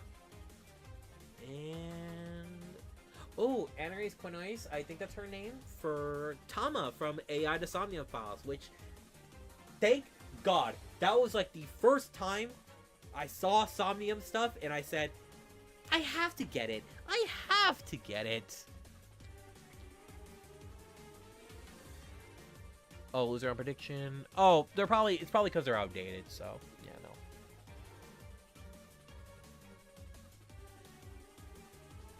But, you know, I think it's probably just to help out with the algorithm a bit, so. But, yeah, no. What was I gonna say? Yeah, Anaris Cornelius, who, by the way, I don't know if you guys have seen the pilot to Pretty Pretty Please I Don't Want to Be a Magical Girl, but she voices the main character in that. She is the voice of, what's her name? Echidna from ReZero. But I actually saw her for Tama from AI to Somnium Files. Again, peak fucking fiction. I needed it. Am I gonna make more CBB videos? Probably not for the time being. I will. I don't really have too much of an interest in cartoon beatbox battles anymore. I do not have a really interest in Verbalize's content as a whole anymore, to be honest. After season 1, I really wasn't a big fan of season 2. I wasn't really a big fan of Shadow vs. Vegeta or Okay, I'm gonna change the fucking song because I know this is probably gonna get a little annoying for you guys. Let's do some Mirage Saloon Act 2. Okay.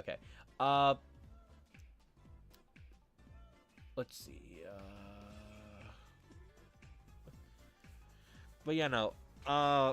I wasn't a big fan of Shadow vs. Vegeta, and though I didn't mind Skipper vs. Dave, I didn't really think it was all that. I don't know. I just really think ever since the first season of Cartoon Beatbox Battles, it really wasn't something I was very intrigued on anymore. I really hope to meet the voice actors for the Powerpuff Girls. Yeah, same here. Dude, the Powerpuff Girls, the original Powerpuff Girls is one of my favorite cartoons ever made. Like, one of my favorite Western cartoons. I think it's personally one of the best shows to ever come out of Cartoon Network, and it's great. I think it's fantastic. I've actually, you know, ever since that god-awful CW trailer, by the way, I did see it. It was fucking atrocious. I knew about it. I knew about it back when the script leaked, and it was genuinely so fucking bad. It was terrible. It was terrible. It was absolutely abysmal. I thought it was trash. It was trash. But I watched it. But yeah, it got me back into watching the original Powerpuff Girls, like from the 90s. And it really made me so appreciative of what we had back then, because I used to love the original Powerpuff Girls back in like the 2010s. Because I don't know if you guys know, I don't know if you guys were there for like that era of YouTube where like the copyright law was like a lot less strict, where we got to do all these, where like people would leak episodes online, would like put all these random episodes of cartoon shows online. There was like the episodes of Mickey Mouse Clubhouse, Powerpuff Girls, Pokemon, all sorts of stuff. I'm actually one of the people who don't mind the 2016 reboot. You know what? Valid. I understand it. I do understand why. I personally think it is terrible. I hate it a lot, but I used to be in your position where I thought it was okay, you know, it wasn't that bad. And obviously if people like it, I'm not gonna judge you too much. It's fine. I get it. You know, I don't think the 2016 Powerpuff Girls show is like devoid of anything fun. I think there are a few episodes that I think are genuinely entertaining. Like, I think that the what's it called? The video game episode where they went into the video games, I thought that episode was awesome. I had a lot of fun with that. There was the episode where I really liked the episode where they parodied The Hangover. That was a great one.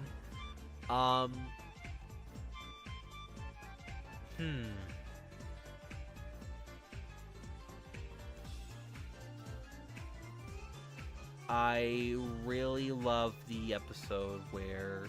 Oh, I like that episode. I think one of the best episodes from the reboot is actually from the season 3, I think. It's like the one where Buttercup like turns into butter. And like, it was such a good concept. I think it's such a good concept, and I think they really did execute on it very well. It was like genuinely the show's best writing, honestly. I do think it's disrespectful that they didn't try to contact the original actors. Yeah, see, a lot of people have told me that like it's a little weird how they recasted all the females, but they didn't recast any of the males. Not that I want anyone to get recast, but like, you know, if you're gonna recast all the females and not do anything with the males, then that doesn't really make you look good, if that makes any sense. I don't know, maybe I'm looking too deep into it, but I think that's just not really a good sign. But the original Powerpuff Girls is fantastic. I've been rewatching it a bit with my grandma, and to this day I still love it. I used to love it way back when in the 2010s when I was like into Adventure Time, regular show. Oh, by the way, I actually went to see William Sallier back at SAC Anime 2025 January, and he was awesome. Oh, and I met Stephanie Shea. Duh, I'm stupid. I saw Stephanie Shea for Yui Hirasawa from K-On! Oh, and Amanda Lee. I saw Amanda Lee as well for Marin Kitagawa from Dress Up Darling. Brett Iwan and Bill Farmer, who voiced Mickey and Goofy currently. And that's about it when it comes to the people I've met. I'm sorry for going off topic, by the way. One episode aside from the reboot. We go this weekend. I don't think it's the only good episode of the reboot. I do think there's a few pretty decent ones, but like, I think the whole show itself. You know, here's a hot take. I actually think that Total Dramarama is worse than the Powerpuff Girls reboot, because here's the thing. I think...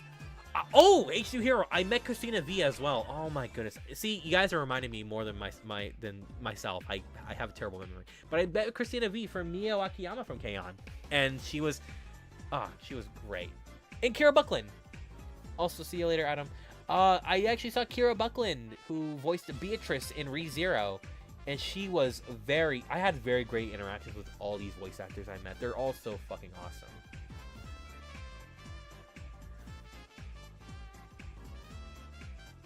I did see, they're all awesome. I think they're fucking awesome.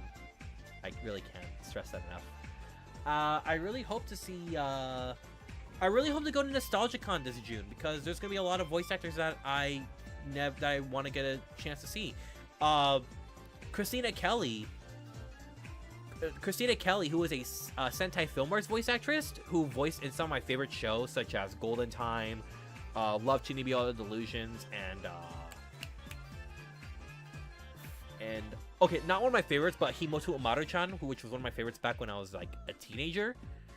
I want to go. I would love to see her. She seems like such a nice person. I love a lot of her work. She's a great actress, very great actress. I do want to see her for Golden Time, though. Dude, y'all, I say this a lot to my friends, but I don't say this enough to my audience. Y'all, you guys need to check out some of these shows that I'm telling you guys about. I really, really think you should. Like, if you're not that big on anime, I 100% get it, but please give some of these shows a chance. Like Licorice Recoil, Golden Time, Kaguya-sama Love's War, K-On!, Love Chinibi Delusions, Toradora. I'm begging you. I would love it if you guys were to give these shows a chance, because they're all of these are so good. They all like try to expand your horizons a bit when it comes to media you consume. Because I'm trying to do that right now with shows that I probably... Because, again... Oh, Freerun as well. Freerun is fantastic. There's a lot of shows that I just never thought I would be interested in. Zombieland Saga is fucking great. There's a lot of shows that I think people should really give a chance. a lot of animes I really want to recommend to people because they're great. They're fantastic, and I think people would love them. Haruhi Suzumiya. I talked so much about Haruhi Suzumiya. Where can you watch them? You can watch them on Crunchyroll, Netflix, Hulu. There's a chance you will find a good you can find a good amount of anime shows that I recommend on Netflix. That's how I watch, even though it's not on there anymore.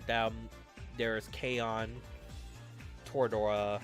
They're not on Netflix anymore, sadly, but they were at one point. But to this day, there is still what's it called? Konosuba is on Netflix now. So if you don't have Crunchyroll, you could watch it on Netflix. There's Konosuba. And even though it may not be, and if you have Hulu, there's Sailor Moon, Kaguya-sama Love is War. Sorry, Kaguya-sama. There's Oshinoko is on Hulu, so you don't need High Dive for that. High Dive is another streaming service that okay, I'm a little iffy on High Dive because it's mostly Sentai dubs, and Sentai is not a bad studio, but I say this a lot. But their dubs are a little hit or miss. Please, if you were to watch Oshinoko, do not watch that show dubbed. The dub for that show is genuinely not good at all. And it sucks because there's genuinely good people. There's genuinely great voice actors working on that dub, and I can tell they're trying, but someone's not doing a good job at the direction. I'm gonna be honest. Because some of these are not really good. Some of these direction choices are not very good. There is other things. There's other services that you could look up on the internet. I cannot tell you which right now, but just Google where can you watch anime, and you should find some results either on a Reddit post or on Google. I would just be careful and do research on what you want to try looking at, because there's a lot of great shows out there. Wait, Konosuba's leave? Are you serious? I swear it just got on there the other day. It really felt like it was just on there. It stinks because it only had season 1. Damn, that actually sucks.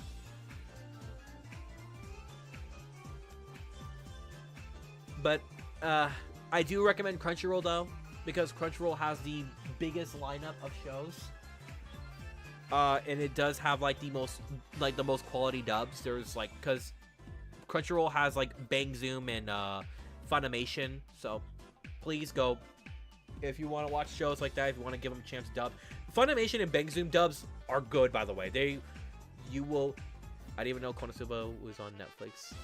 You already watched episode 1 dubbed. You gotta watch the whole. I think Konosuba is one of those shows. Hot take. I think Konosuba is one of those shows that you should watch dubbed, over sub. The sub version is not bad at all.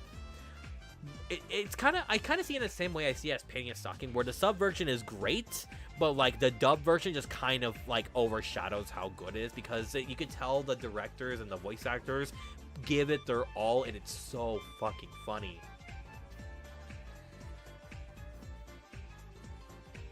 There's so, and again, it's funny because I think I actually went to see Christina V at Sec Anime,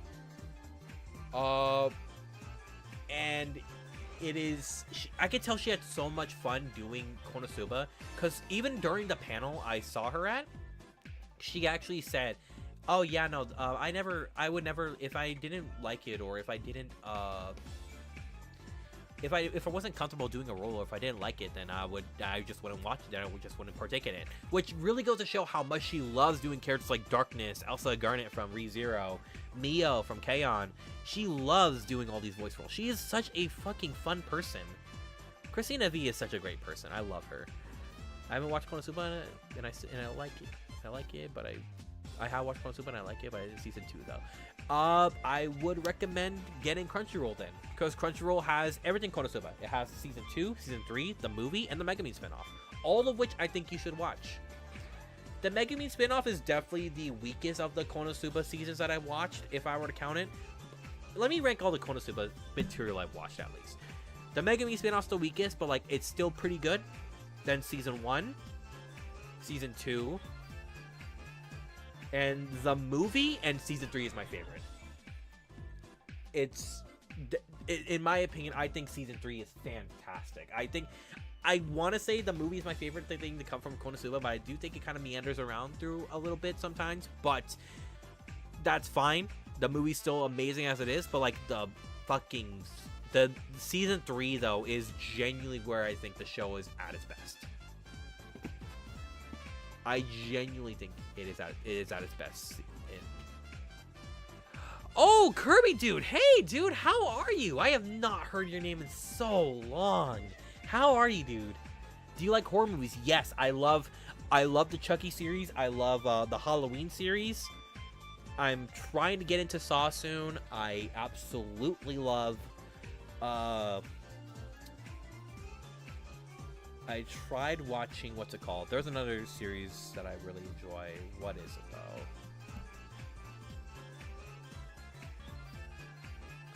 I watched the Nightmare on Elm Street movies, and I think those are fun.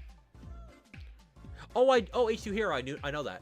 Christina, I know she did a cover on Undefeatable. I wish Amanda Lee did a cover on Undefeatable though. I really felt like she would have killed it.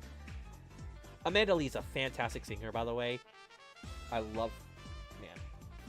Oh, Amanda Lee even did 2 songs for Uchikoshi games. She did one for World's End Club, and she did one for Somnium Nirvana Initiative. And it's so awesome.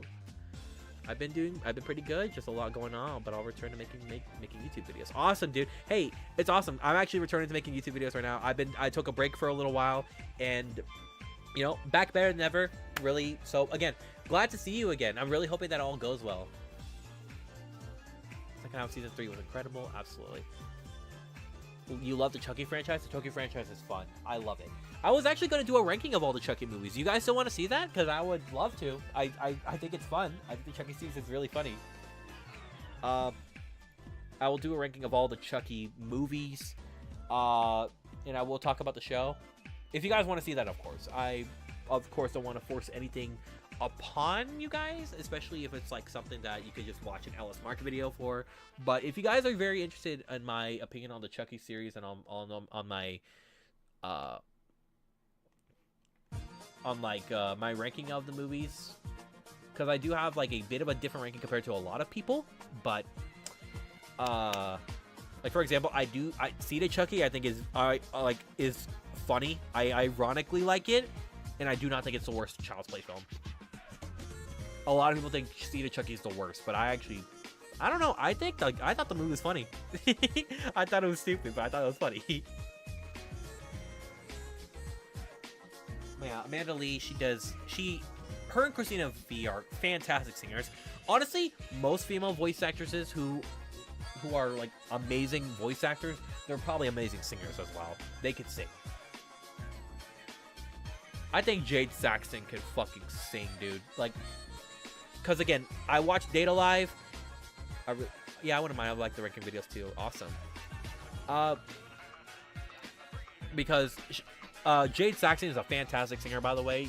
She sings a lot as Miku in Data Live, and she kills it. I love it. She does great. Child's Play 2 is your favorite? Child's Play 2 is one of my favorites too. I think Child's Play 2 is great. Let's see. You know what? Stay tuned for the end, guys. I'm not going to end it right now, but at the end of the stream, I will actually show off a little sneak peek to something I've been working on. Because I think it's by time I just show off a little something just for you guys. Because you know, this is just a stream. We're just here to vibe at the end of the day, but it's something I'm really looking forward to.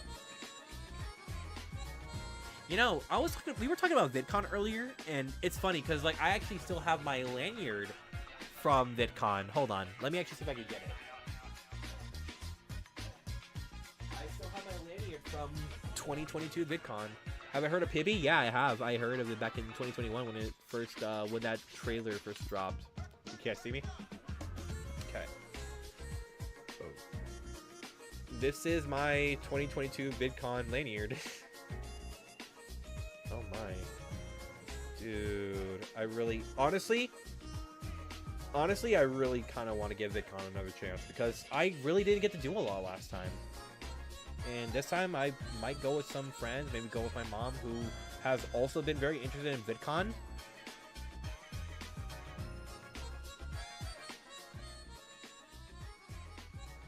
But yeah.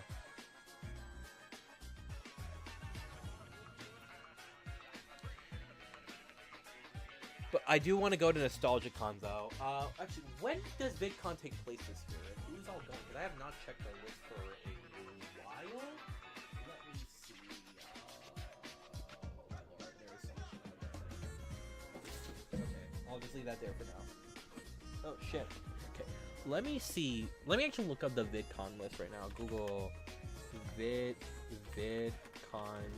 2025. Because this is going to be future creators. Okay, it's from June 19th to the, yeah. Let's see, okay.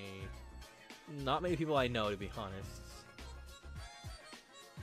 Yeah, I can't say I know a lot of these people. I think that's kind of why I haven't really went back. Oh, it's this guy! It's this guy! I know this guy! Okay, cool. Let's see. Yeah, I don't really see anybody I recognize. I remember, like, 2022, I really wanted to see Emmy Richu and Jaden, because they were actually set to come, but Emily, dude, okay, this is no offense to the people who run VidCon, but VidCon, I think one of the biggest things that I just did not like about VidCon 2022 was just that it was so unorganized. Like, 1 minute to say you have to show you're such a cool dude. Thank you, Kirby. I really appreciate it, man. Really, really do.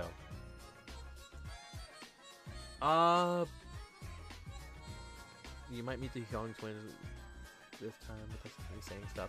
No, because they do go to VidCon. I really do. I really gotta spend more time there though, because like I only spent like 2 hours at VidCon, like last time I was there, and it's like, man, I really could have spent more time there. But yeah, no. I guess my thing with VidCon is just, like, I would really want... Because I remember, no offense to people who run VidCon, because, like, I understand running a giant convention like this in LA and Anaheim, nonetheless, next to fucking Disneyland and, like, all these other places. Anaheim is a really huge place in California.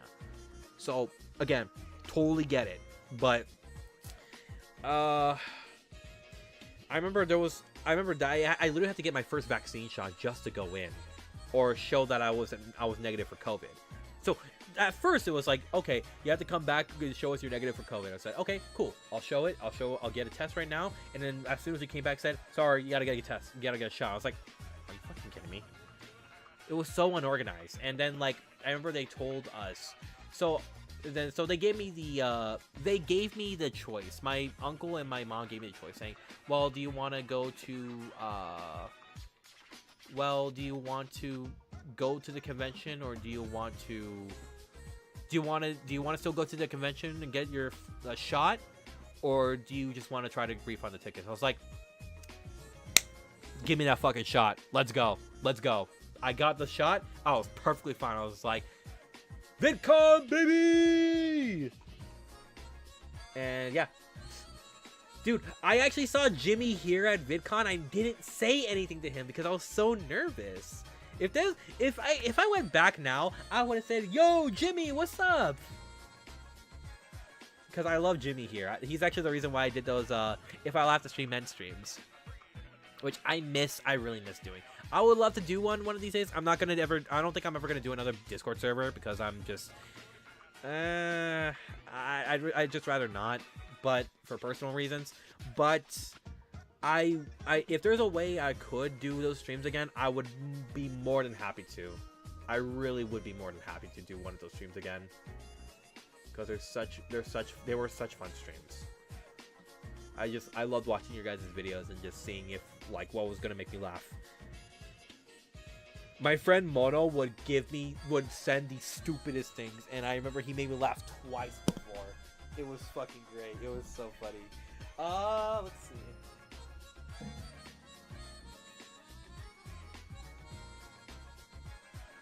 Alright, let's just put it there for now. There we go.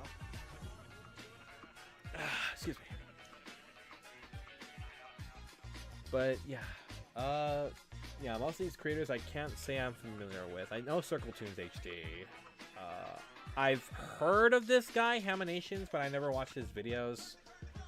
Same with Elimation. I know who that is, but I don't watch their videos. Same with Rebecca. I did see one of her videos before, but I'm not really a fan. Not that I don't like them, but like it's just like I don't watch their stuff.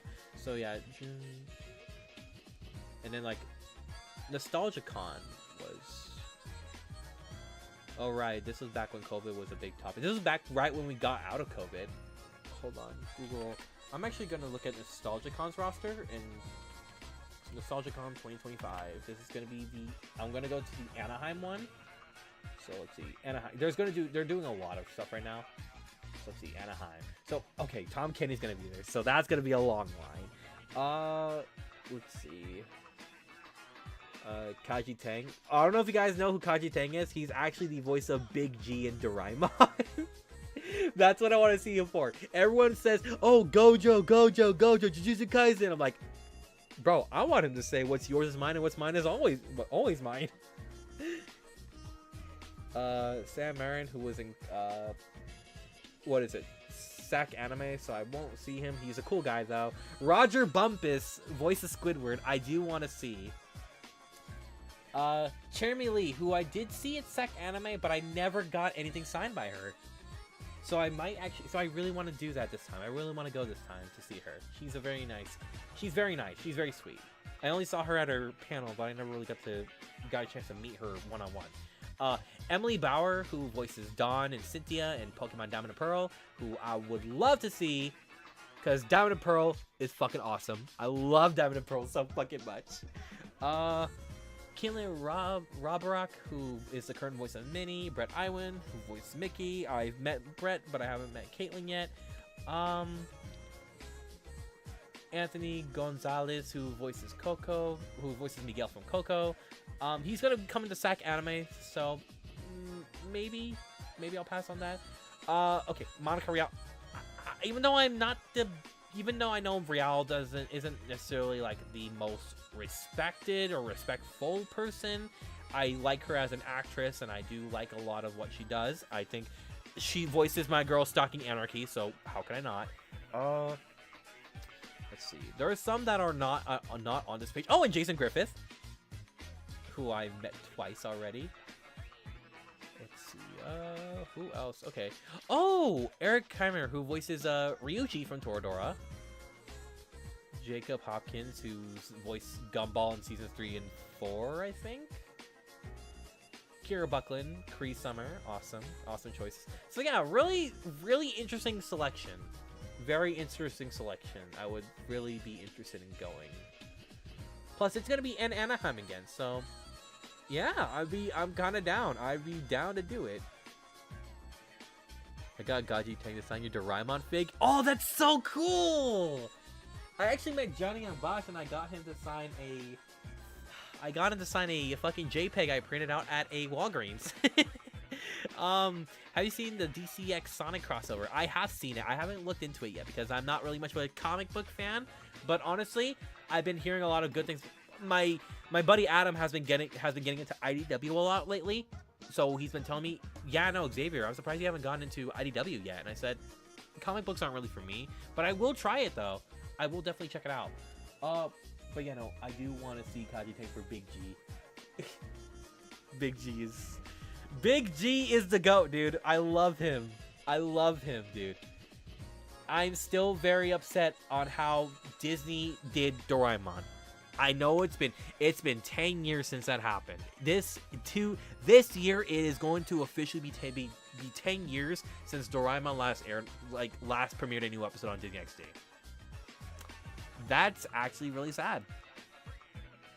That actually really fucking sucks. It's actually almost been 10 years since then. And it really upsets me. Wow. They really did my boy dirty. At least we got Stand By Me and Stand By Me 2 on Netflix, but y'all, I really don't want to ask for too much, but I really think Doraemon should get another chance. I know I say this a lot. I know I say this I said this a lot back then, and I still kind of preach for it now. But I really wish we got another episode of. I really wish we got another season of the Doraemon Bangs. Like Crunchyroll, Netflix, please, why don't you guys do something? I really want you guys to do. I really want there to be more. I really want more people to get like a chance to experience that show. You know, it's such. Doraemon was such a charming series, and I love it so much. I really want more people to know about it. It's a fucking great show. That show is like, to me, that's what to me, Doraemon was like a 2010s equivalent of what SpongeBob was to so many people back in the 2000s.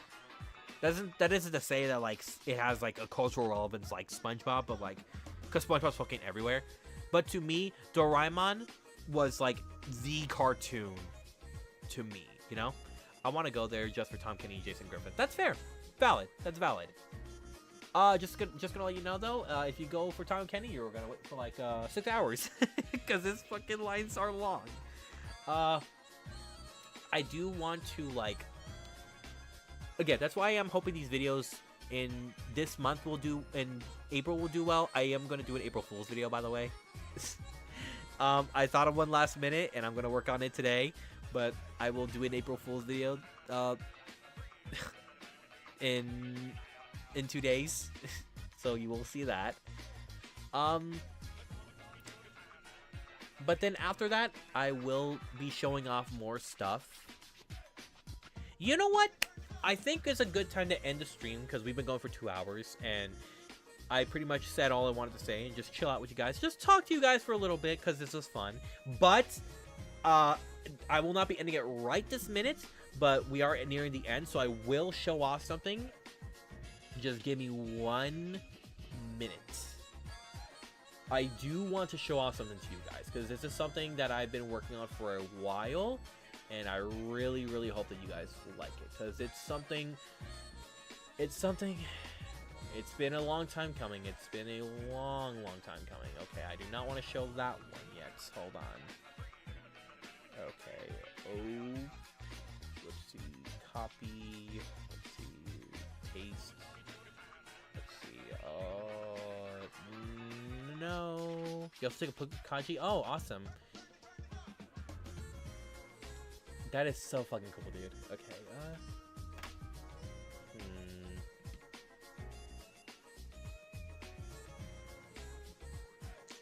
Let's see.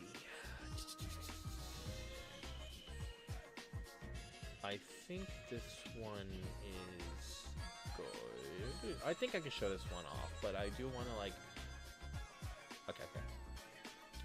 Do you have a Discord server? I used to, but I do not anymore. I do not plan on opening another Discord server because I want to just keep it personally.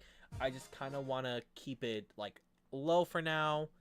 But yeah, no, I probably won't open another Discord server for a very long time at the very least. But if you ever do want to send me something your way, or if you ever want to tag me with something, I have my Instagram open, my public Instagram. It is superhatman15.xfm.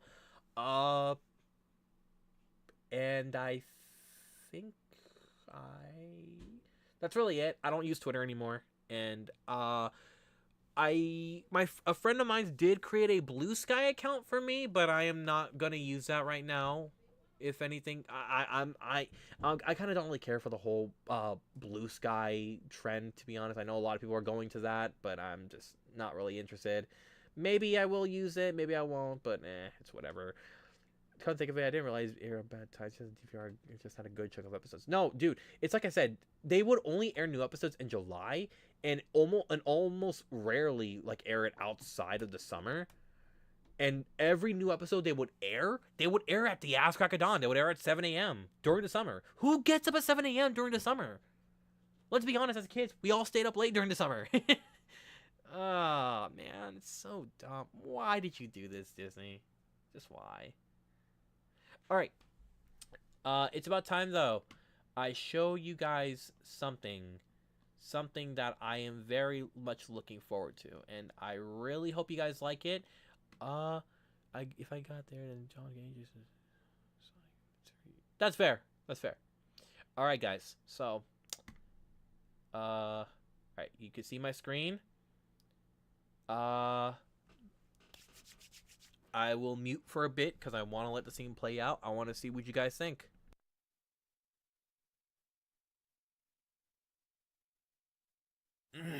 Is everyone okay? Yeah, I'm fine. Same with me. Oh gosh! Donald, what happened? Are you okay? My chicken's all ruined! A whole $5 got to waste! Hopefully I can get a better deal tomorrow or something. Oh, hey! That was kind of freaking rude. Sorry, dude, but you scared me. I thought you were actually hurt, but no, you're screaming about $5 mediocre chicken. Still, that was pretty uncalled for. You did not have to knock the bucket out of my hand. The chicken was already gone at that point. Hamster, just because you scream like a little girl doesn't mean you won the argument. Look behind you. Hmm? What you just saw is a sneak peek at Hatman and Donald Season 1, Episode 4. And I'm very happy to announce that the episode is actually... See, okay. Let's talk about this real quick. This isn't... So, a lot of people were asking me, wait, was scrapped episode an actual episode, or was it an actual scrapped episode? And I said, no, that's just the name of the episode. It's actually episode 5. And they told me, wait, episode 5? Wait, what happened to 4? And I said, I'm releasing them out of order because episode 4 is a long episode. And, you know, the original plan is that we were going to move along with episode 6 for now and then go back to episode 4 later. But, a lot of things with episode 4 have gotten resolved, and we made a few changes, and now we are finally I could finally say that we are over the halfway point. Like a slightly like over, but like 55%, but like it's getting there, guys. I promise. It's actually getting there. I'm not gonna say a release date right now because again, we're only 55% of the way there. But we're finally the episode is, it is 55% done, and do you guys want to take a wild guess how long the episode is already? Because I do this thing with every episode where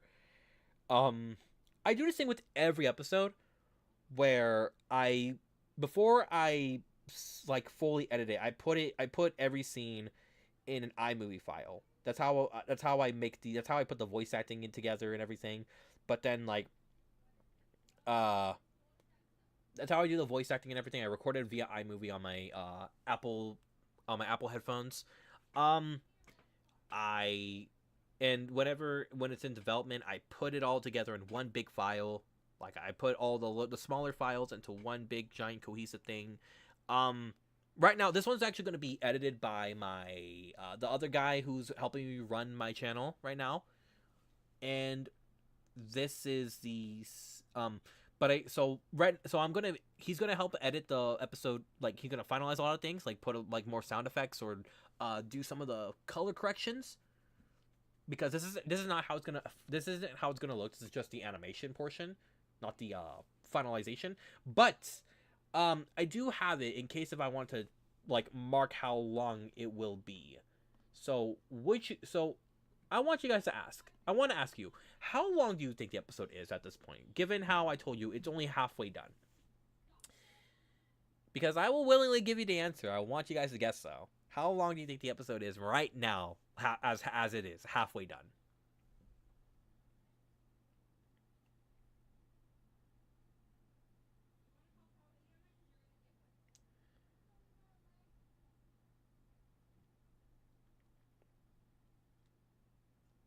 Just going to wait, see what people think.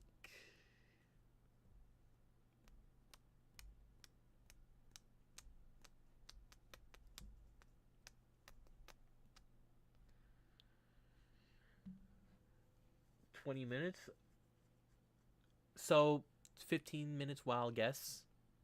Okay, so we are halfway done with the episode, and it is currently 12 minutes and 19 seconds. Mind you, that is a full episode of that's how long the full episode of episodes 2. That's around the length of like episodes 2, 5, and 3. Fully, by the way. Not halfway through. We are halfway through episode 4, and it's 12 minutes right now. So, no promises, but the episode might actually be 18 or 20 minutes. We're not, I'm not saying, again, no final words right now, because, again, this is just the animation process, and obviously, the pacing, we don't know if the pacing is going to be, like, completely changed, or if the pacing will go by a little bit differently compared to the script, but, the script is currently 27 pages long. I'm on page 16 out of those, 16 of those 27 pages have been animated, and even then, not fully. And the episode, but yeah, it's 27 pages long, and we are a little, and like, given there are 16 pages of animation that have been, 16 of those pages have been animated, and even then, not fully. And currently, those 16 pages make up 12 minutes and 19 seconds. So, yeah, the episode's gonna be pretty long, guys. I really hope that it delivers, because this episode has been in production for a long ass time, since 2020. 2438. I'm no final say on the matter, but again, no final say on the matter, but this episode has been in production hell for since 2021 actually, and I finally am so happy I could finally get this out to you guys, because I think after this, Hatman and Donald will finally be able to get a consistent thing going. Maybe not a consistent release schedule, but it'll be, we will be consistently on it after this. Because there will be times where it's like a new episode comes out, I'm on it for like a week, then I immediately go off it. But no, after this, I'm going to be on it. We're going to be, I am going to try to balance out my schedule between this and the analysis videos I do, like with, again, Sonic Prime video, the Rent a Girlfriend video, the Sonic 2020s retrospect video, all of that. I really want to balance out my content a lot more, and this is why I did make this stream, because I wanted to catch up, because I know March, I know I said I was going to upload a lot more in March, but like, I'm still in the process of like getting back into that groove after like 2 years of absence.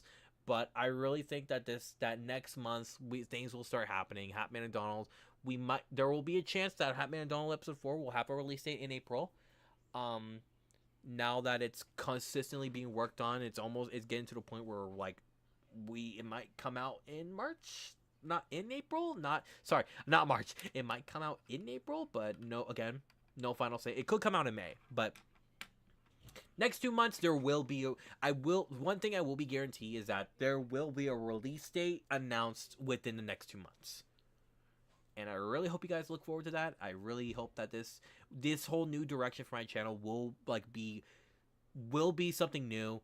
And stay tuned for the 10th anniversary, because I do have a few things planned. There is a project I do not have announced yet. I've been planning since 2023, and I haven't announced it yet, because I really want to say that for the 10-year anniversary. Honestly, I think it will go alongside the release of Hatman and Donald episode 6, which is, by the way, that's been scripted. That has most of the voice acting done. So after episode 4, we'll get right on episode 6. I think I will change up the animation a little bit, because I might switch softwares for lip syncing. But besides that, I really hope me and the people who are currently helping me with Hatman and Donald, such as my friend Josh, such as my voice actors friends, such as my other voice actor people, like people who helped me with this project, we really hope you like it. I really hope you enjoy it, because it's something that I really am passionate about. It's really something that I've been wanting to get out for years, and I really think it's finally time it sees the light of day. Ironically, because they're stuck underground, but you know what I mean. But at this point in time, I think that's going to do it for today's stream. I know this wasn't a very eventful stream. We didn't do too much. We mostly just talked about certain things. Most of my stream was just, most of the stream just had, what's it called? Oh, wait. I just... Hold up. Let's see. I just realized something, but never mind. I think... Damn, what was I going to say? Yeah, we didn't do too much on the stream today, but it was great to see and talk with you guys again. It was so fun, and I'm, again, really sorry for the lack of uploads this month, but this next month I am really going to try to get out a lot more stuff that I've been saying I would. Again, please look forward to the Sonic Prime video. Please look forward to the Rent a Girlfriend video, the top 10 animes list that I have planned. I don't know if that'll come out this month, but it is halfway done. I do have half of it done already. In fact, I do have a top 10 video that has been done for a while, but I really don't know how well it'll do because it's a copy. Because I'll just say it. It's a top 10 worst episodes of good cartoons list that I made a while back in 2023. But again, it has some copyrighted material on it, so I don't know if it's gonna be great. But please let me know if you guys want to see that, because I would love to post that one. And if you guys know anything about like posting copyrighted material, copyrighted content onto your YouTube channel, then let me know. Let me know. Don't forget to follow my Instagram. I am active on my Instagram. If you guys, because again, I'm probably not gonna do another Discord server. So if you guys want to send me stuff, you guys want to tag me with stuff, just tag me on my Instagram. I'll most likely look at it. Probably even share it on my story if you guys want. And that's mostly it.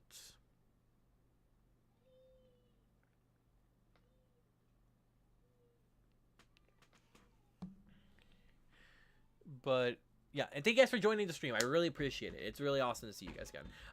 And my god, that is being fussy right now. But anywho, thank you guys so much for watching. Keep on being happy, Super Hat fans, and I will see. Oh my goodness. Oh my god. Okay. Sorry. I just realized I have not said my catchphrase in so fucking long. Oh my lord. I have not said my catchphrase in so fucking long, so let me do it for one. Just let me have this real quick. Hey, how y'all doing, Super Hat fans? Super Hat my 15 here. Oh, that feels so fucking good. Okay. Anyways, thank you guys for watching. Keep on being happy, Super Hat fans, and I will see you all later. Wow. That feels incredible to get back to. All right. Thank you guys for watching.